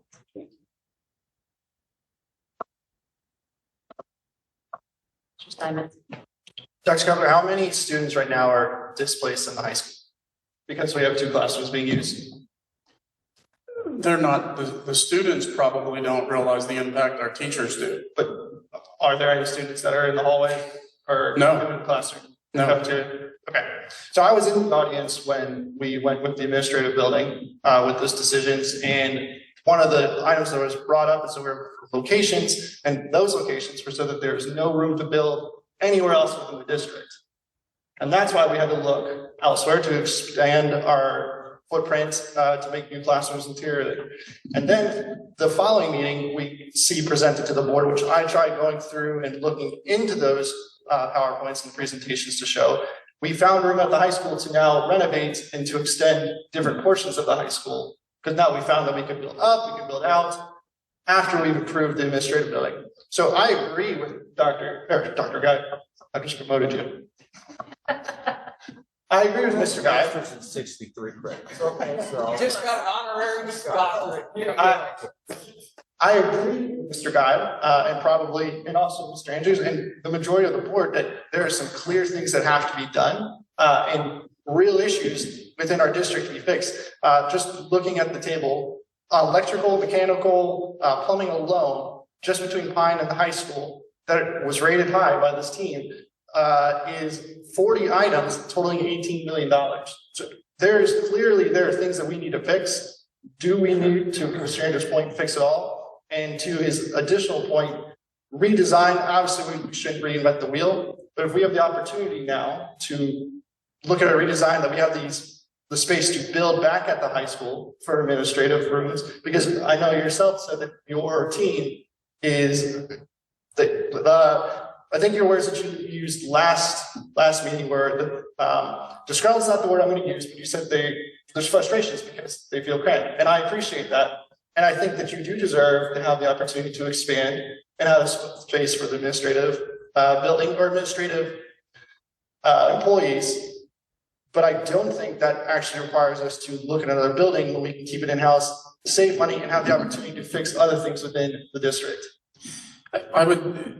One thing I would want to just correct is, the administration never indicated that there was not room on our own campuses. In fact, Mr. Guy was actually the one that pressed the issue. We had an architect provide us with a cost estimate presented in a public meeting that said, if you're building it through traditional means on our property, through a prevailing wage-based bid project, I believe the estimate was $5.8 million. The board approved, don't recall the date that contract was approved, a $3.8 million contract, but yes, there was a change order approved in October of 2025 to a $4.2 million project. What the administration said was to build on our campus would cause land development costs, stormwater management issues, even if we could get additional approval to increase impervious ground cover at our high school campus. We were able to provide 6 classrooms to students at the high school by renovating the district office. We move out, they have 2 additional of what we're using, and a 3rd classroom upstairs that the technology department is in currently. So there would be a total of 9 additional classrooms without impacting stormwater and land development at our high school campus. That is what we said administratively, and the architects provided a cost estimate to build a roughly 14,000 square foot building on any of our facilities. Let me emphasize something. My experience as a teacher, and I've expressed this before, the importance of a teacher having his own classroom to set up his material for his classes versus putting that teacher on a cart and sending him all over her, all over the building. Think of the amount of time that you're losing, first of all, because it's not your room. So anything that you might be using, you have to set up when you get there, which takes time away from the beginning of the period. And then when you're leaving, you have to close down and you have to set up again. So you're losing instructional time, which is hurting the student. It is also creating an emotional crisis for the teacher because they literally have to make sure if they're going to be in 3 or 4 different classrooms during the day, they got to make sure that everything is set up, that all the materials are there. It's just bad for the educational process. It's bad for the kids. If the teacher gets hung up with the student at the end of the class and has to talk to them, the end result is late getting out of that class, going down to wherever it is. So just the way it's set up, it's not a very good educational process. That's the reason why I'm saying the more teachers you have that have their own classrooms, the better the program works. So how many teachers do we currently have on carts at high school? I would have to get that number. I don't know off the top of my head. I know that we have, when the district, should the district office staff move to the new office, we will fill those 3 classrooms on day 1. After that, I don't know. I couldn't tell you if there'll be other teachers that don't have their own room. I can tell you and say I don't recommend construction of anything additional. I believe we have the classrooms we need with the programming we currently offer. So, just to reiterate, the competition gym addition that's under construction costs for, well, totaling at 25,000 square feet. That's not going to cause any issues on the high school in terms of stormwater. That is there as a menu option that came out of feasibility. That is not something we sit here as an administration to make that recommendation to. Right, but it won't disrupt stormwater? Oh, it absolutely would. Okay, so if that's the case, then there is a possibility that we could put the administrative building on there because we're already looking at a standalone item that was brought up as an option, whether we action or not. We're still looking at potentially doing it. It is not our recommendation that we add onto that building with a gymnasium. With the finance, would I love that? Number 1, yes, for security. And security is the main item. Having a standalone gym. Would I love it from an athletic and physical education perspective? Absolutely. We know the numbers we're talking about. What is the reality of that in our financial forecast? Not likely. We don't recommend that we touch adding on a new competitive gymnasium. It's just not financially feasible. I don't recommend it.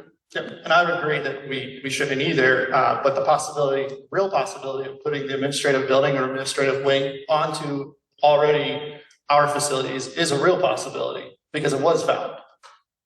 And that's the point where I think Mr. Andrews was going, was the revisions that we're looking at isn't necessarily to start from ground one or ground zero or from step one, but to really look like at what's going to both benefit student outcomes and at the same time benefit the community and their checkbooks without having to continuously put out more money and raise the taxes. And I agree that we're already talking about 1.12% here.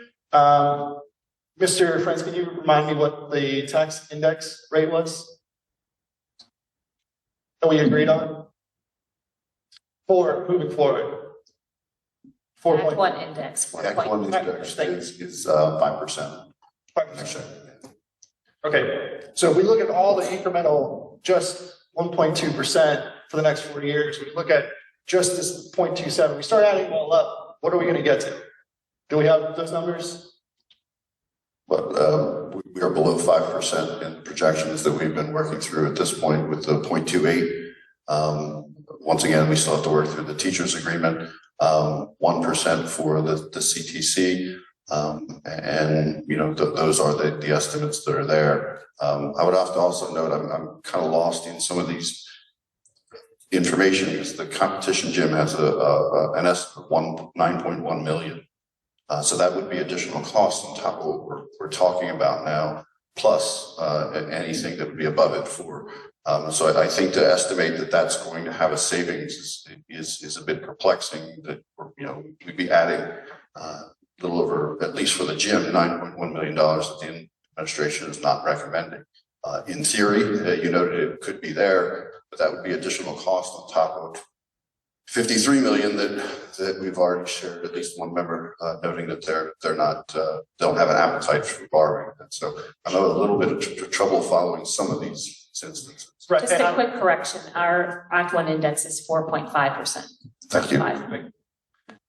And I would agree, but I believe that we can build an entire new building facility for administrators, and with the change order at I believe you said it was 4.2 now.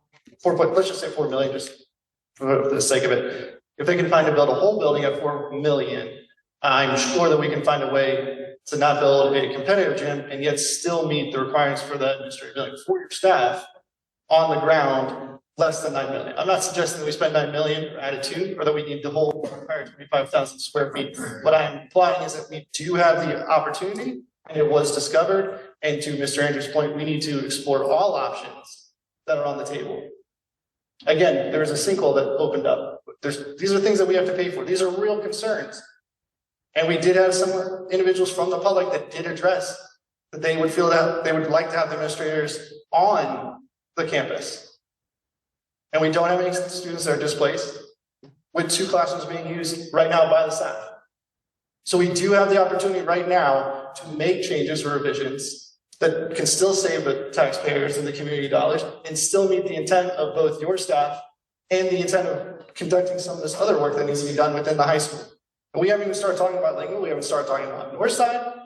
These are real costs. And I think this board's intent is not to stonewall or stop from spending. The real intent of the board is to ensure that we can meet all of those to include these new mechanical items that are ultimately going to come. Yeah, I have a sinus headache, and therefore things aren't necessarily adding up to me right now, but we spent 3 years, Josh is sitting back there, he knows exactly, we spent 3 years debating this. 3 years the public had the opportunity to come in and express this. 3 years. We came up with this plan, and boy, yes, I really wanted the district office to be on school land because we own that land. I really wanted that.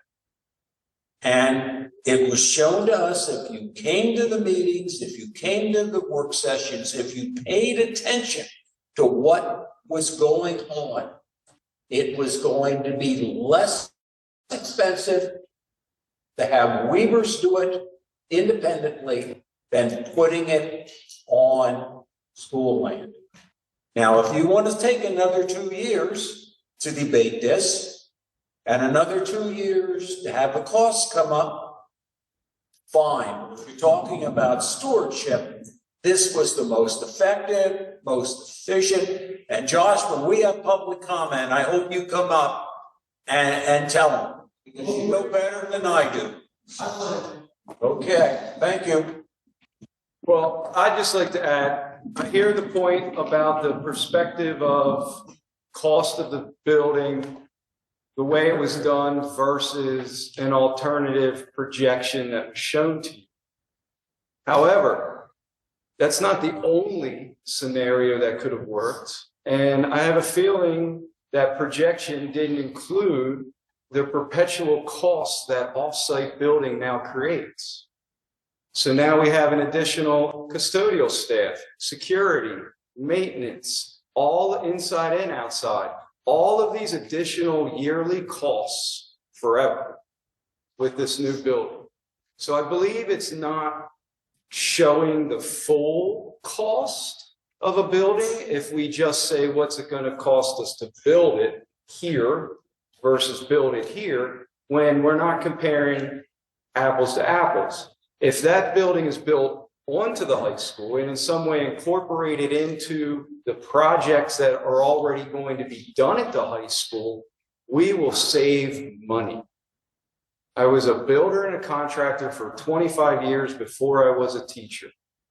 And it's simple. You hire me to come out and renovate your bathroom, and then you hire me to come back out and renovate your bedroom. You're going to pay more than if I came out and did it all at once. So the concept of adding our needs, district's admin space, to our other needs, HVAC systems, roofs, and other things, is a different perspective that might find considerable savings and still meet the needs of all the folks. I can't tell you how many people have said to me the problems with an off-site district office. The appearance alone is poor for the other working faculty and staff in the other buildings, because now our bosses aren't even in our buildings. In fact, we were on the tour of the high school when one of our most experienced and most professional folks with the knowledge in this area expressed of how districts are going away from having multiple buildings and how the cost is seen to now consolidate, and the savings is there when we start to bring things to the same building, to the same campus, versus the cost of having satellite buildings and satellite necessities. So I agree with Mr. Steinmetz in the sense that, yes, absolutely things need to be addressed, just like the Pine Street scenario. And I think it's clear that the board is not stonewalling these projects. We're doing our due diligence to look into them to try to see what is possible for the community. And I completely understand that the information provided to admin at the time showed that this being a true cost benefit. And I truly believe that that was the motivation you all were operating under. You truly believed that you were making a choice that was benefiting the district. No question. But the reality is that may not be the case. So I believe that we do have an opportunity to look at all this. And quite frankly, I don't care if it takes another year. I appreciate what has been done in the past, and I'm not, condemning the work that's been done. But this process is this process for a reason. We're allowed to reconsider things we may have already thought at that point made sense. When things change, when needs change, when the reality of the requirements on our finances change, when the reality of everybody's personal pocketbooks at home change, we also have the opportunity to look at decisions we may or may have not have made and decide, do they still apply? Does it still make sense now? And looking at all of the money this district needs, it makes a lot of sense to me to look at a scenario that incorporates our needs in a way that we save money.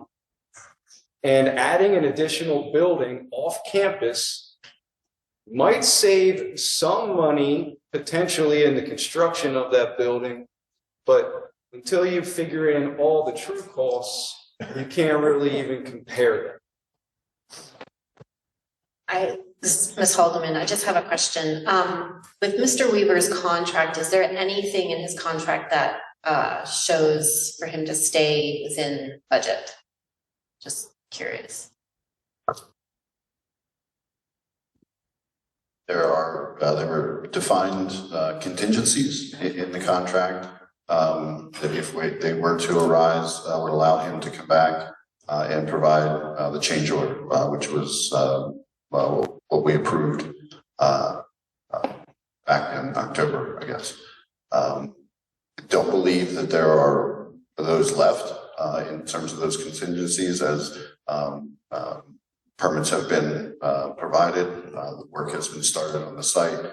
There is contingencies in there for hitting rock or other services, but once again, that digging, I believe, is underway and taking place and moving along as far as the last update I received. And forgive me, I'm sure this was addressed before. In regards to a general manager, I believe Heath, you were kind of overseeing things. Am I correct on saying that or no? So do we have a third party that's looking at all of this, or is it Mr. Weaver who is the general manager on his own project, where there's nothing in his contract saying that he has to stay within budget? I don't believe the contract, as I noted, there's contingencies that are in there. Because of the way that this was done in terms of the purchase agreement. So the district has not expended any dollars on this process. We're under a normal construction scenario, there'd be progress payments that we would be more involved. So no, at this point, it is the building will be built to the specifications. The district will have the ability to inspect those to make sure that all the specifications were met. And the expectation is that the contract will not increase farther than what has been provided at this point between the original purchase price and the change order. Anything that he may run into that will overrun his costs are his responsibility and don't necessarily come back to something that would increase our costs for the building. If maybe I'm answering your question a little differently. Okay, kind of answers, yes. And then just another question, in the line of business, with someone doing their own project, to my understanding, typically there's a third party kind of overseeing it. And then to my understanding, there is not in this case, it's Mr. Weaver who's the general manager over his own project. And I'm just trying to understand if that's. I equate this to when I built my home in Palmyra, I contracted with Keystone Custom Homes to build my house. They built my house, I closed on it and bought it. Any oversight was me driving by and looking. That's basically where we're at now. This is a purchase of property agreement that Mr. Weaver would build the building to spec as per that contract. And when completed, an occupancy permit has been achieved. The building would go to closure just like we would on a home. And then we would be the owners. So no direct oversight. For example, Mr. Dresch being clerk of the works for the projects that have been going on currently, that doesn't exist. So we have 5 city board members that approved and discussed this project that's currently going on right now. What is the point of this here tonight? Where are we going with this discussion? And we make our decision to keep this moving forward?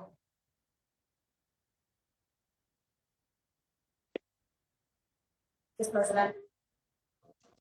Anybody else have any comments first? Mr. Simons. I don't have any further questions. Anyone else? So any other thoughts or questions before we wrap it up?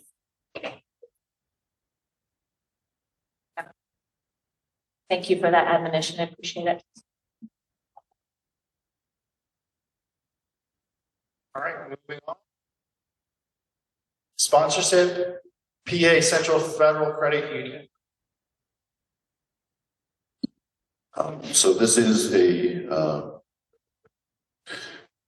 we had a sponsorship through that PA Central Credit Union provided.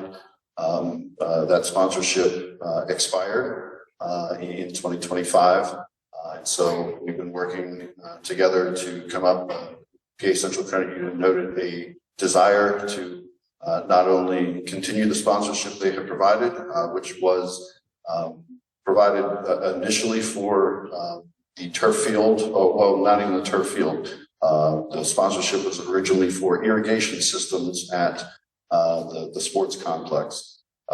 The district obviously put in the turf facility, so there is no need for irrigation. That sponsorship was $30,000 over the 10-year period that was provided. Dr. Kepler and I met with representatives from the credit union to talk about renewing or providing another sponsorship moving forward. They provided some desire not only to continue help with donations towards the turf complex, but also help with our service dogs in ongoing costs we have there. Currently, there is, if you drive in from, Campbelltown Road, Palmyra Campbelltown Road, if you're coming in from the high school entrance from that road, you'll see the PA Central Credit Union sign that's there. And then below that is I believe our state championship recognition. There's also a plaque on the back of the building for baseball that houses I believe the scorer's table and some other things from there. So in working with them during the conversations that we had, they noted not only would they like to continue to have the sponsorship for the sign that's available, but also noted that one of the products that they provide is special printings for debit cards through PA Central Credit Union. They can have different logos. And so they expressed the desire of having the Cougar logo on one of those cards. So what is being presented is a 10-year agreement that would continue the sign at the sports complex. In addition, they'll provide this PA Central Credit Union permission to use the school logo on the Cougar card, which they would coin that term moving forward. The district would receive first $5,000 per year for a 10-year period of $50,000 to continue that sponsorship for the high school turf complex. In addition, providing $5,000 per year or $50,000 as a sponsorship for care of the 2 service dogs that we currently have at the district. And as a side, average cost of the couple of years that we've had the dogs is about $2,500 per dog per year that we're providing. So about $5,000 a year. We believe this sponsorship would cover those the service dogs over the 10-year period. Hopefully Billy and Rocky are with us for more than 10 years. No, I'm just not saying that they'll die, but I mean, having a facility dog working that long and that old, that's not recommended usually. So they are also not specific to the dogs, but they did want to note that if we discontinue or no longer have service dogs, they would provide that additional money for the dogs. But as long as we did have service dogs, they would agree to provide $5,000 per year for the care of those animals. So that's really all the information and update that I have for there. I'd like to put this before the board at our next meeting for approval. As a point of clarification for this sponsorship agreement, there's no use of the turf field involved with their description or stipulations or anything, correct? Correct. This is a more traditional sponsorship where we're providing more advertising, those types of things, but no actual services at all are part of this agreement. So setting up booths or selling or collecting anything at all on the premises at any point in time throughout the sponsorship agreement. correct? They are able to provide, as part of the agreement, to have other promotional items that they could provide. I believe there's also the ability that, you know, they'd be recognized through announcements at different times of the year, but nothing permanent. It would just be something that they're providing. They also noted at their cost, they would be interested in also upgrading the sign that's already there. That would not be part of the money that is part of the sponsorship. That would be in addition to the sponsorship dollars, helping upgrade those signs as well.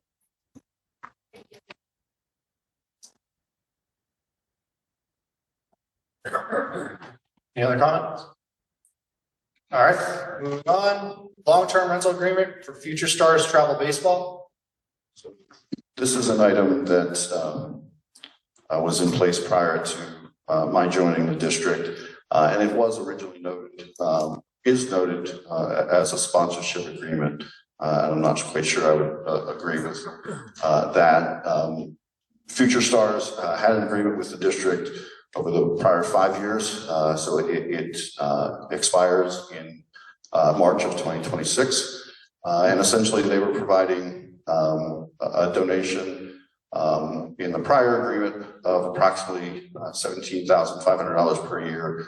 However, it was for use of the turf field for 10 weekends over the summer for them to hold their baseball tournaments. When there was discussion with Future Stars about renewing that agreement, and it was shared with them that the expectation would be that the district was open to entertaining sponsorships agreements. We also had one from In the Net. However, it was drastically, it was the same price that the current agreement that's expiring was.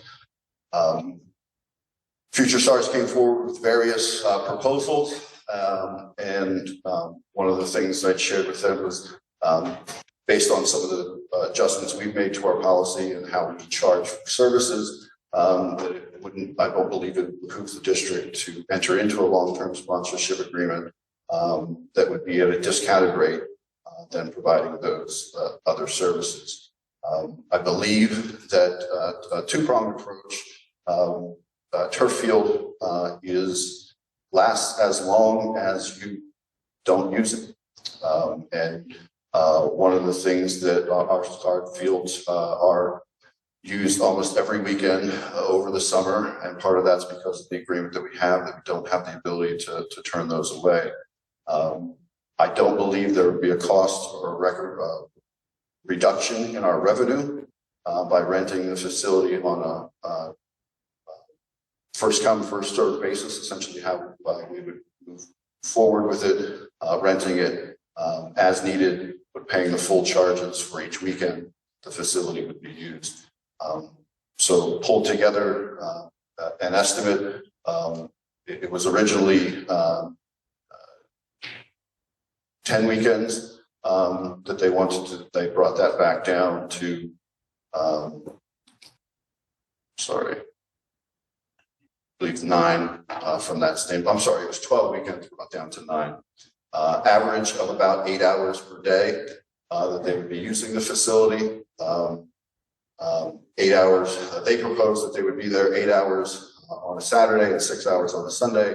However, we do require, because we provide our own custodial services, and really in addition to the custodial services, it's good to have a district personnel there, with eyes on the field to make sure everything is being done, all rules are being followed, and making sure that no undue damage or things are being done to the field, so that in that additional cost.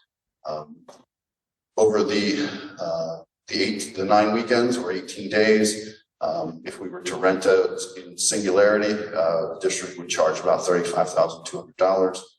Future Stars has offered $23,850, and also that money is paid in monthly installments over a 12-year period. So we also would not gather the interest revenue or the things that we would get for use of the facility over the summer.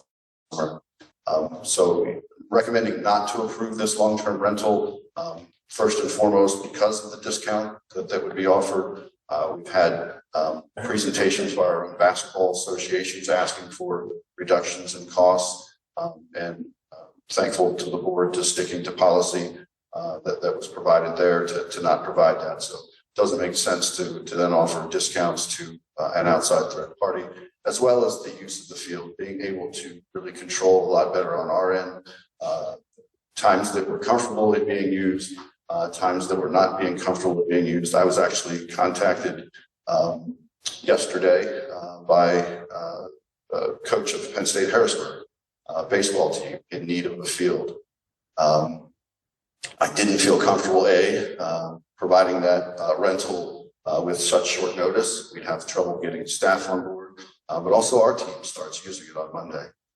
And I would not want to be anywhere near having anything happen to the field because of college use, and that our baseball team would be able to start the year. So looking to be able to just rent the facility as needed, have a little bit more control over that, and not used at times when we don't have it.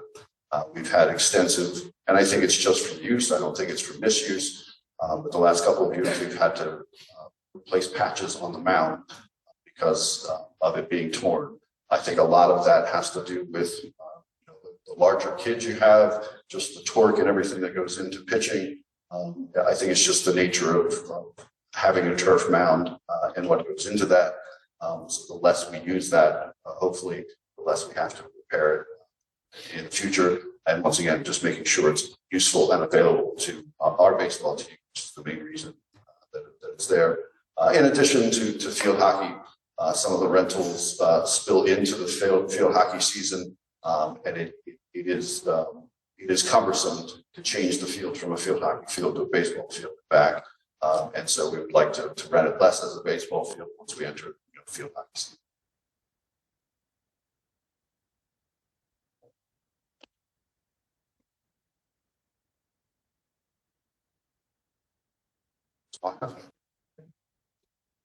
And just for context, I know I communicated this to you earlier, Mr. Prince, but the 32%, I know that wasn't the agreement that you entered in, it was prior to you getting here, but there is no real indication on why the previous board went with 32%? I do not have that information. That Dr. Kepler was not in his position, and the information, there was no information in the business office left, which leads me to believe Mrs. Darcy Brenner Smith was my predecessor, was very diligent in record keeping and keeping things. So it leads me to believe she wasn't part of the process in developing those numbers. With that information you shared, I would thank you for not supporting this agreement. I think we have the tiered system in place in which any organization can rent our facilities with the appropriate timeline requests. We have our website and everything else. So just like any other organization in the community, I think Future Stars is welcome to use our facilities and use the procedures and processes that we already have in place. And this would help bring a little bit more revenue back to the district. And given that we don't have the information on where or why that 32% came from, I think it's probably our best interest to take. Thank you. I know our policy does provide for long-term discounts for renting it long-term. But I would agree, I would not be in support of something as large as 32%. I think for the wear and tear on the fields that would cost wouldn't necessarily behoove us.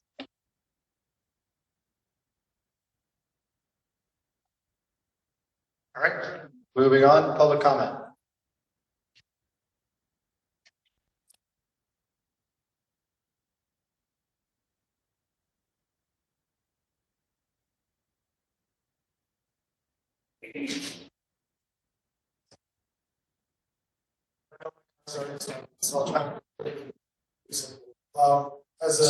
Just say your name more. Josh Jones. Thank you.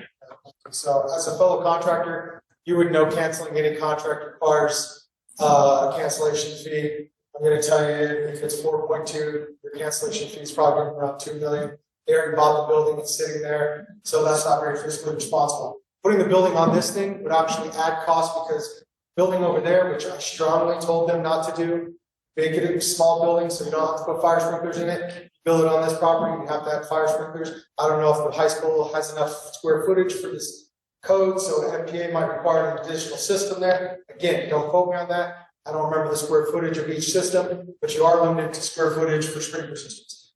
Speaking to the architect and looking at things from a different perspective, I will speak from a fire sprinkler's perspective because that's what I'm a professional.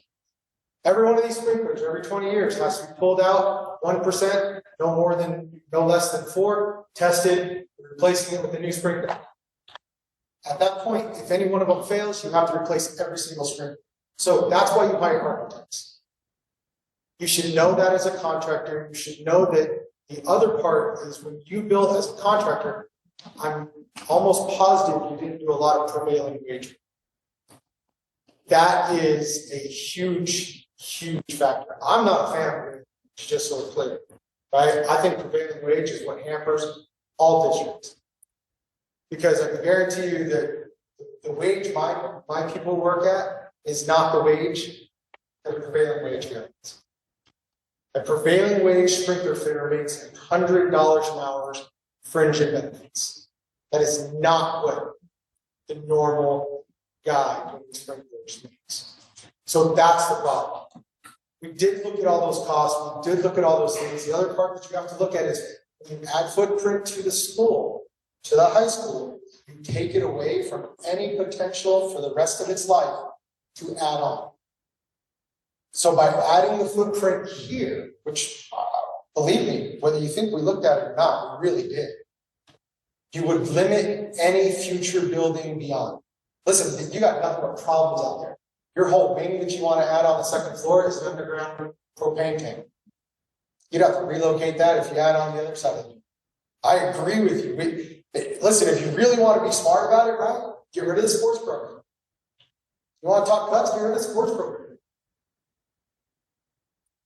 I've heard Mrs. Barton sit up here and say that, sports doesn't necessarily translate to better education and this and that. I mean, we've heard lots of things. Believe me, when I first came on the board, we got handed a $2-point-something million pool renovation project.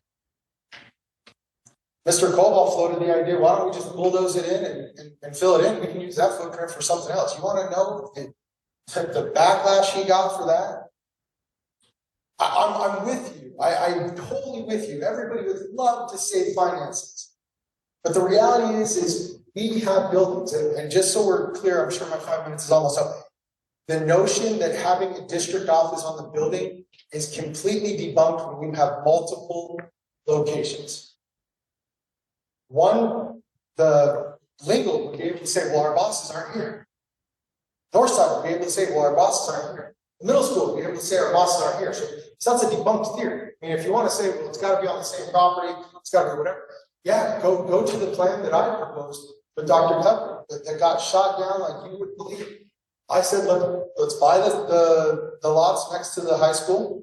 Let's build a big high school that's 3 stories high, that can be a high school, middle school, move every elementary over into the middle school.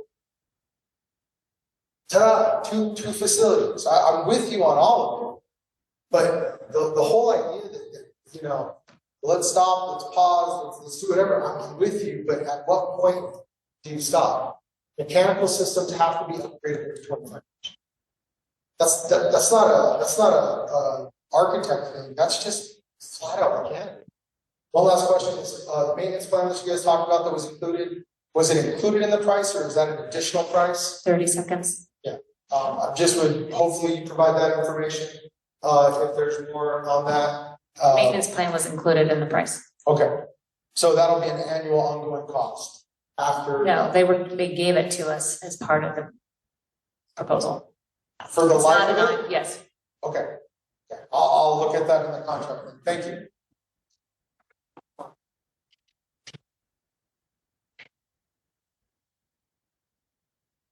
Any other public comment?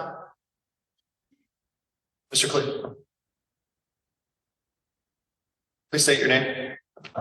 Jerry Clee. I just have 3 questions. Number one, could anyone tonight refresh the memory of the public as to who and what Weaver is? I think I'm pronouncing it correctly, Weaver, whatever it is, okay? Number two, what protections does the taxpayer currently have concerning a possible quid pro quo arrangement that could possibly be forged between some entity like Weaver, okay, and any component inside of the PASD as the selection process occurs in picking an entity such as Weaver? And question number three is kind of like a variation on that. What protections exist concerning any entity? Okay, once I start thinking about this, what protections exist to guard against any entity such as somebody that you're going to contract with, okay, to protect against some quid pro quo type of viewing them as to their ranking in whether they're going to get the job or not? I hate to be so dark about all this, but I think it's a fallen world, and I think quid pro quos are out there. And so I'm just asking the three questions. Thank you. Any other public comment? Hearing none.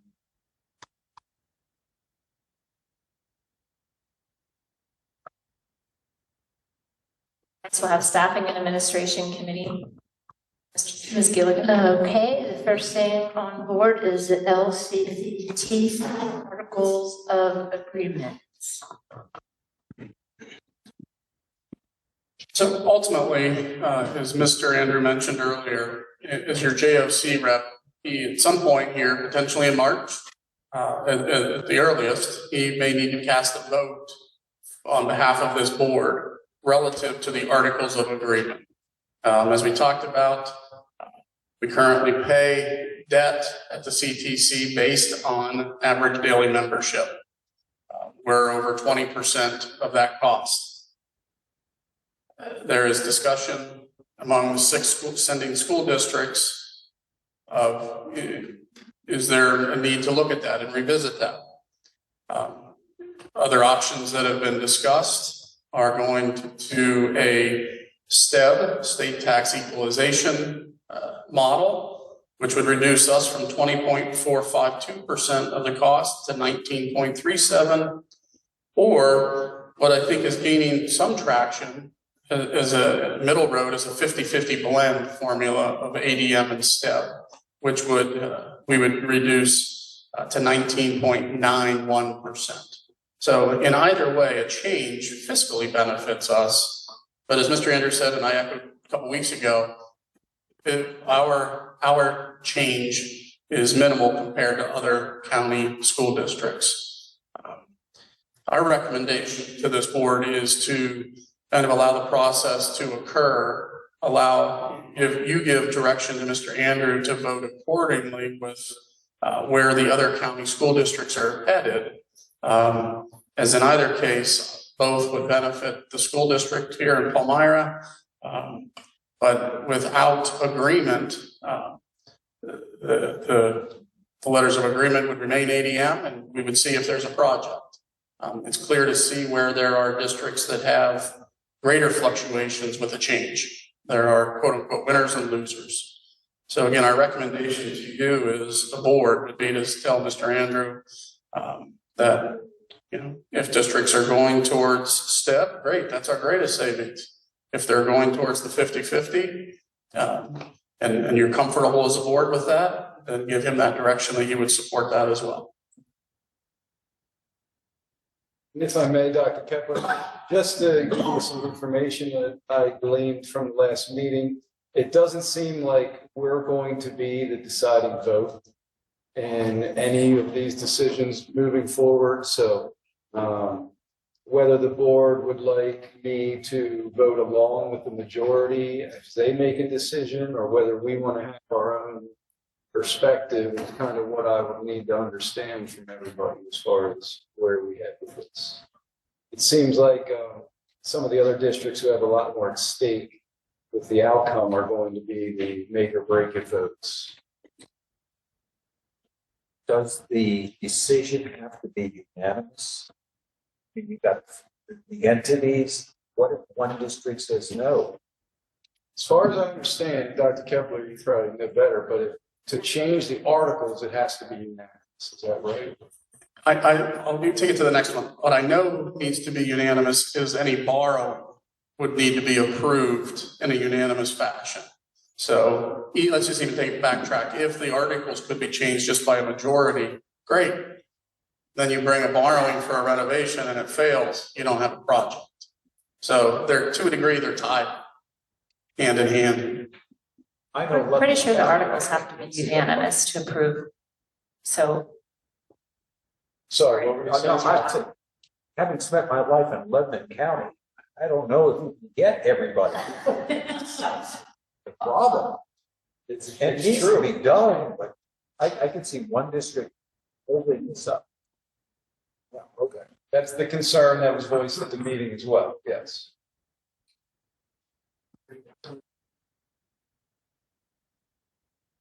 I would agree with the recommendation of administration that we direct Mr. Andrew to kind of sense the temperature of the room and go with where the majority of the districts are moving towards, since our stake in it is very equal, almost equal, depending on which way they go to move or to amend the articles of agreement. I think we just show our support for the majority is what I would agree with.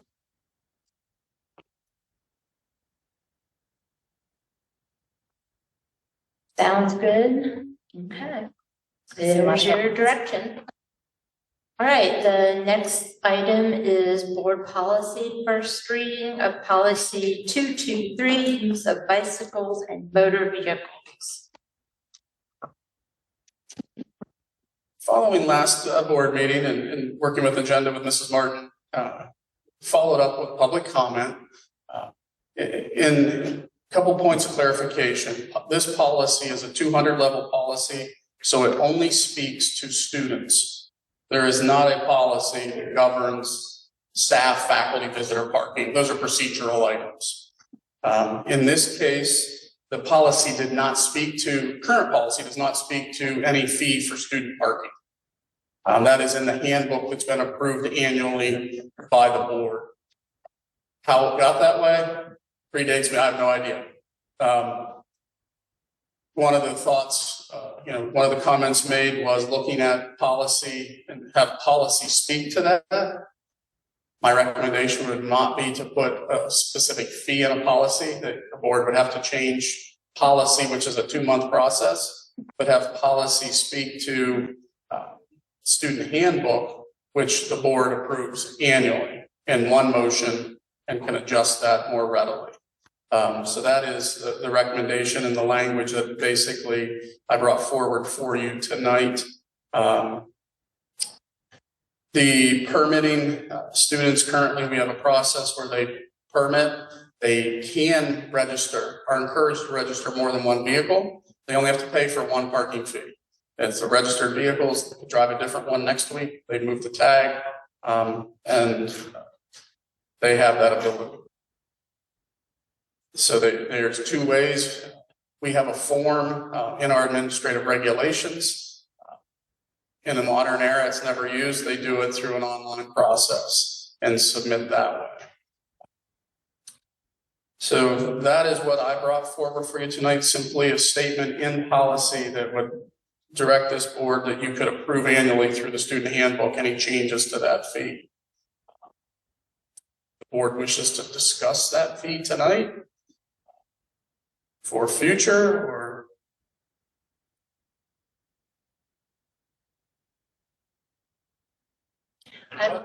Go ahead, Bill. I looked at several other districts, of course, to see, how they handle this, and there was a lot of variation with bicycles and the age. Sometimes the districts would restrict elementary school kids from riding bicycles to school for out of safety and independent riding of bikes and things like that. So I don't know, is that, this is before us now, so it's the appropriate time, but is it something that we would even want to talk about, I don't know. And then I looked at, so my old district, they had a policy they just passed last November, and they went so far as to define other uses, scooters and micro mobility, small, low-speed vehicles, typically human or electric powered, used for short distance travel. Examples of that. So I don't know, is it worth talking about all of that at all? I mean, I don't know. I don't want to just gloss over it if it's not something, if it's something we should talk about, although I don't want to belabor it, if it's something that nobody really cares about or we have any issues with. Like, is there any issue with kids riding bikes to school and safety? Is there any issue with a bunch of electric skateboards or scooters everywhere and having trouble with that? If that's not really an issue, then I don't know that we need to belabor that, but I don't want to not talk about it if that's something that you're dealing with. We have minimal use of electric bike or a motorized scooter.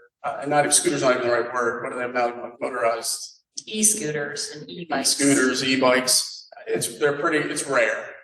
We don't have an issue. We have ample parking spaces, bike racks, if you will. And operated other than a motor vehicle, which we have parent permission, but that's the feeling that's between a parent and their child if they're okay with them riding a bicycle to school.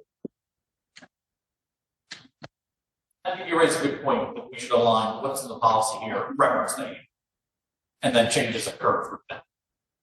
But it does seem that we should align to Kansas. There's a policy here, there's a handbook here, there's other information here. Just reference the handbook in here, and I think that helps us.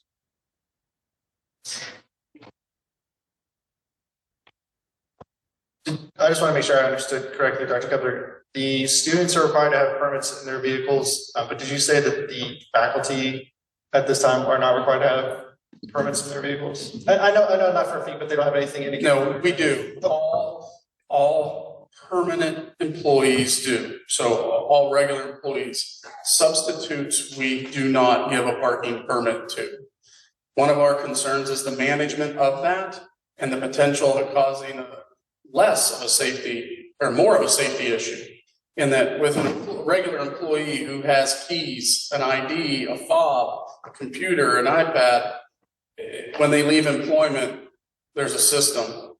Substitutes are coming and going constantly. We have no means of getting them to come back for a $1 parking permit. And now that permit could be out somewhere that we don't know. We're just more fearful that it'll cause more of an issue if we try to manage that.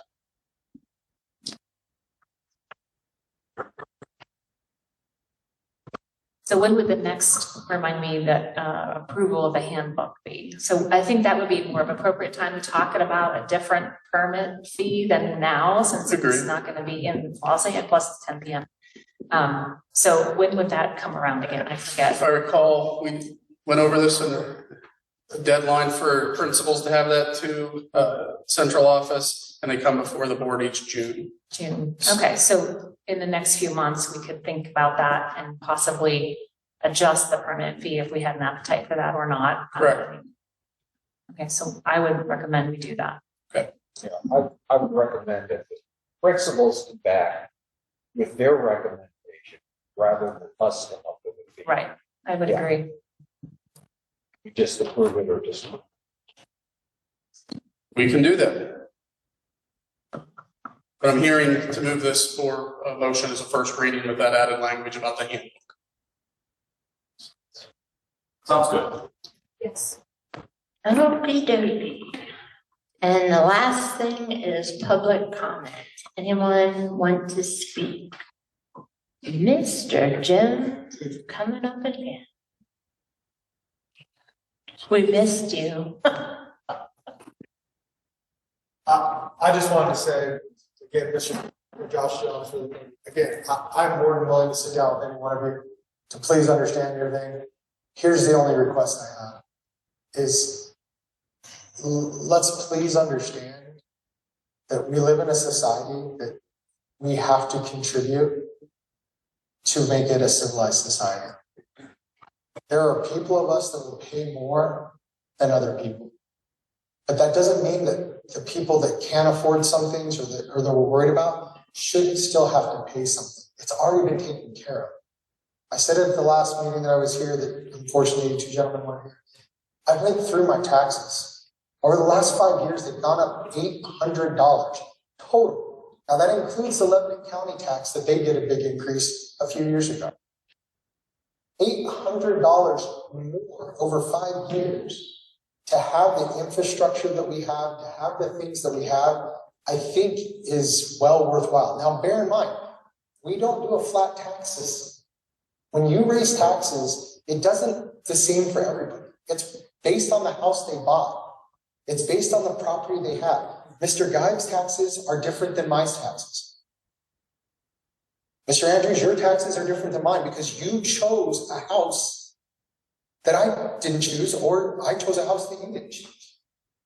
So that's just what I want to make sure everybody understands. Is I'm not by any means saying we need, listen, if it was rolled up to me, the Turk Palace would have heated bathrooms, right? I mean, if it really was really up to me, right? You're absolutely right. We need to be stewards, but stewards doesn't mean no spend. Stewards means responsible spending. Responsible doesn't mean zero. It means responsible. And that's what we need to do. That's the way we need to do it. Mr. Klee brought up a very good thing. I would love to know, right? I think it's a conflict of interest to have somebody writing grants that then we award a project. I just think that's a conflict of interest. I don't think it's a bad idea to have somebody write grants, but again, you have somebody writing a grant to spend money or to get money that then you issue a $2 million contract. That seems like a conflict of interest. Maybe it would be better to have them be our grant person and say, we can't receive bids from you. I personally know what it costs this district to inspect the sprinklers. I know that from public knowledge before on the board. I know from public knowledge on the bid. You will never see my company bid this project because it's not responsible. So I hear you on the spend. I'm just asking you, remember what fiscal responsibility means. It doesn't mean no spend. It means responsible spend. Thank you. Anyone else?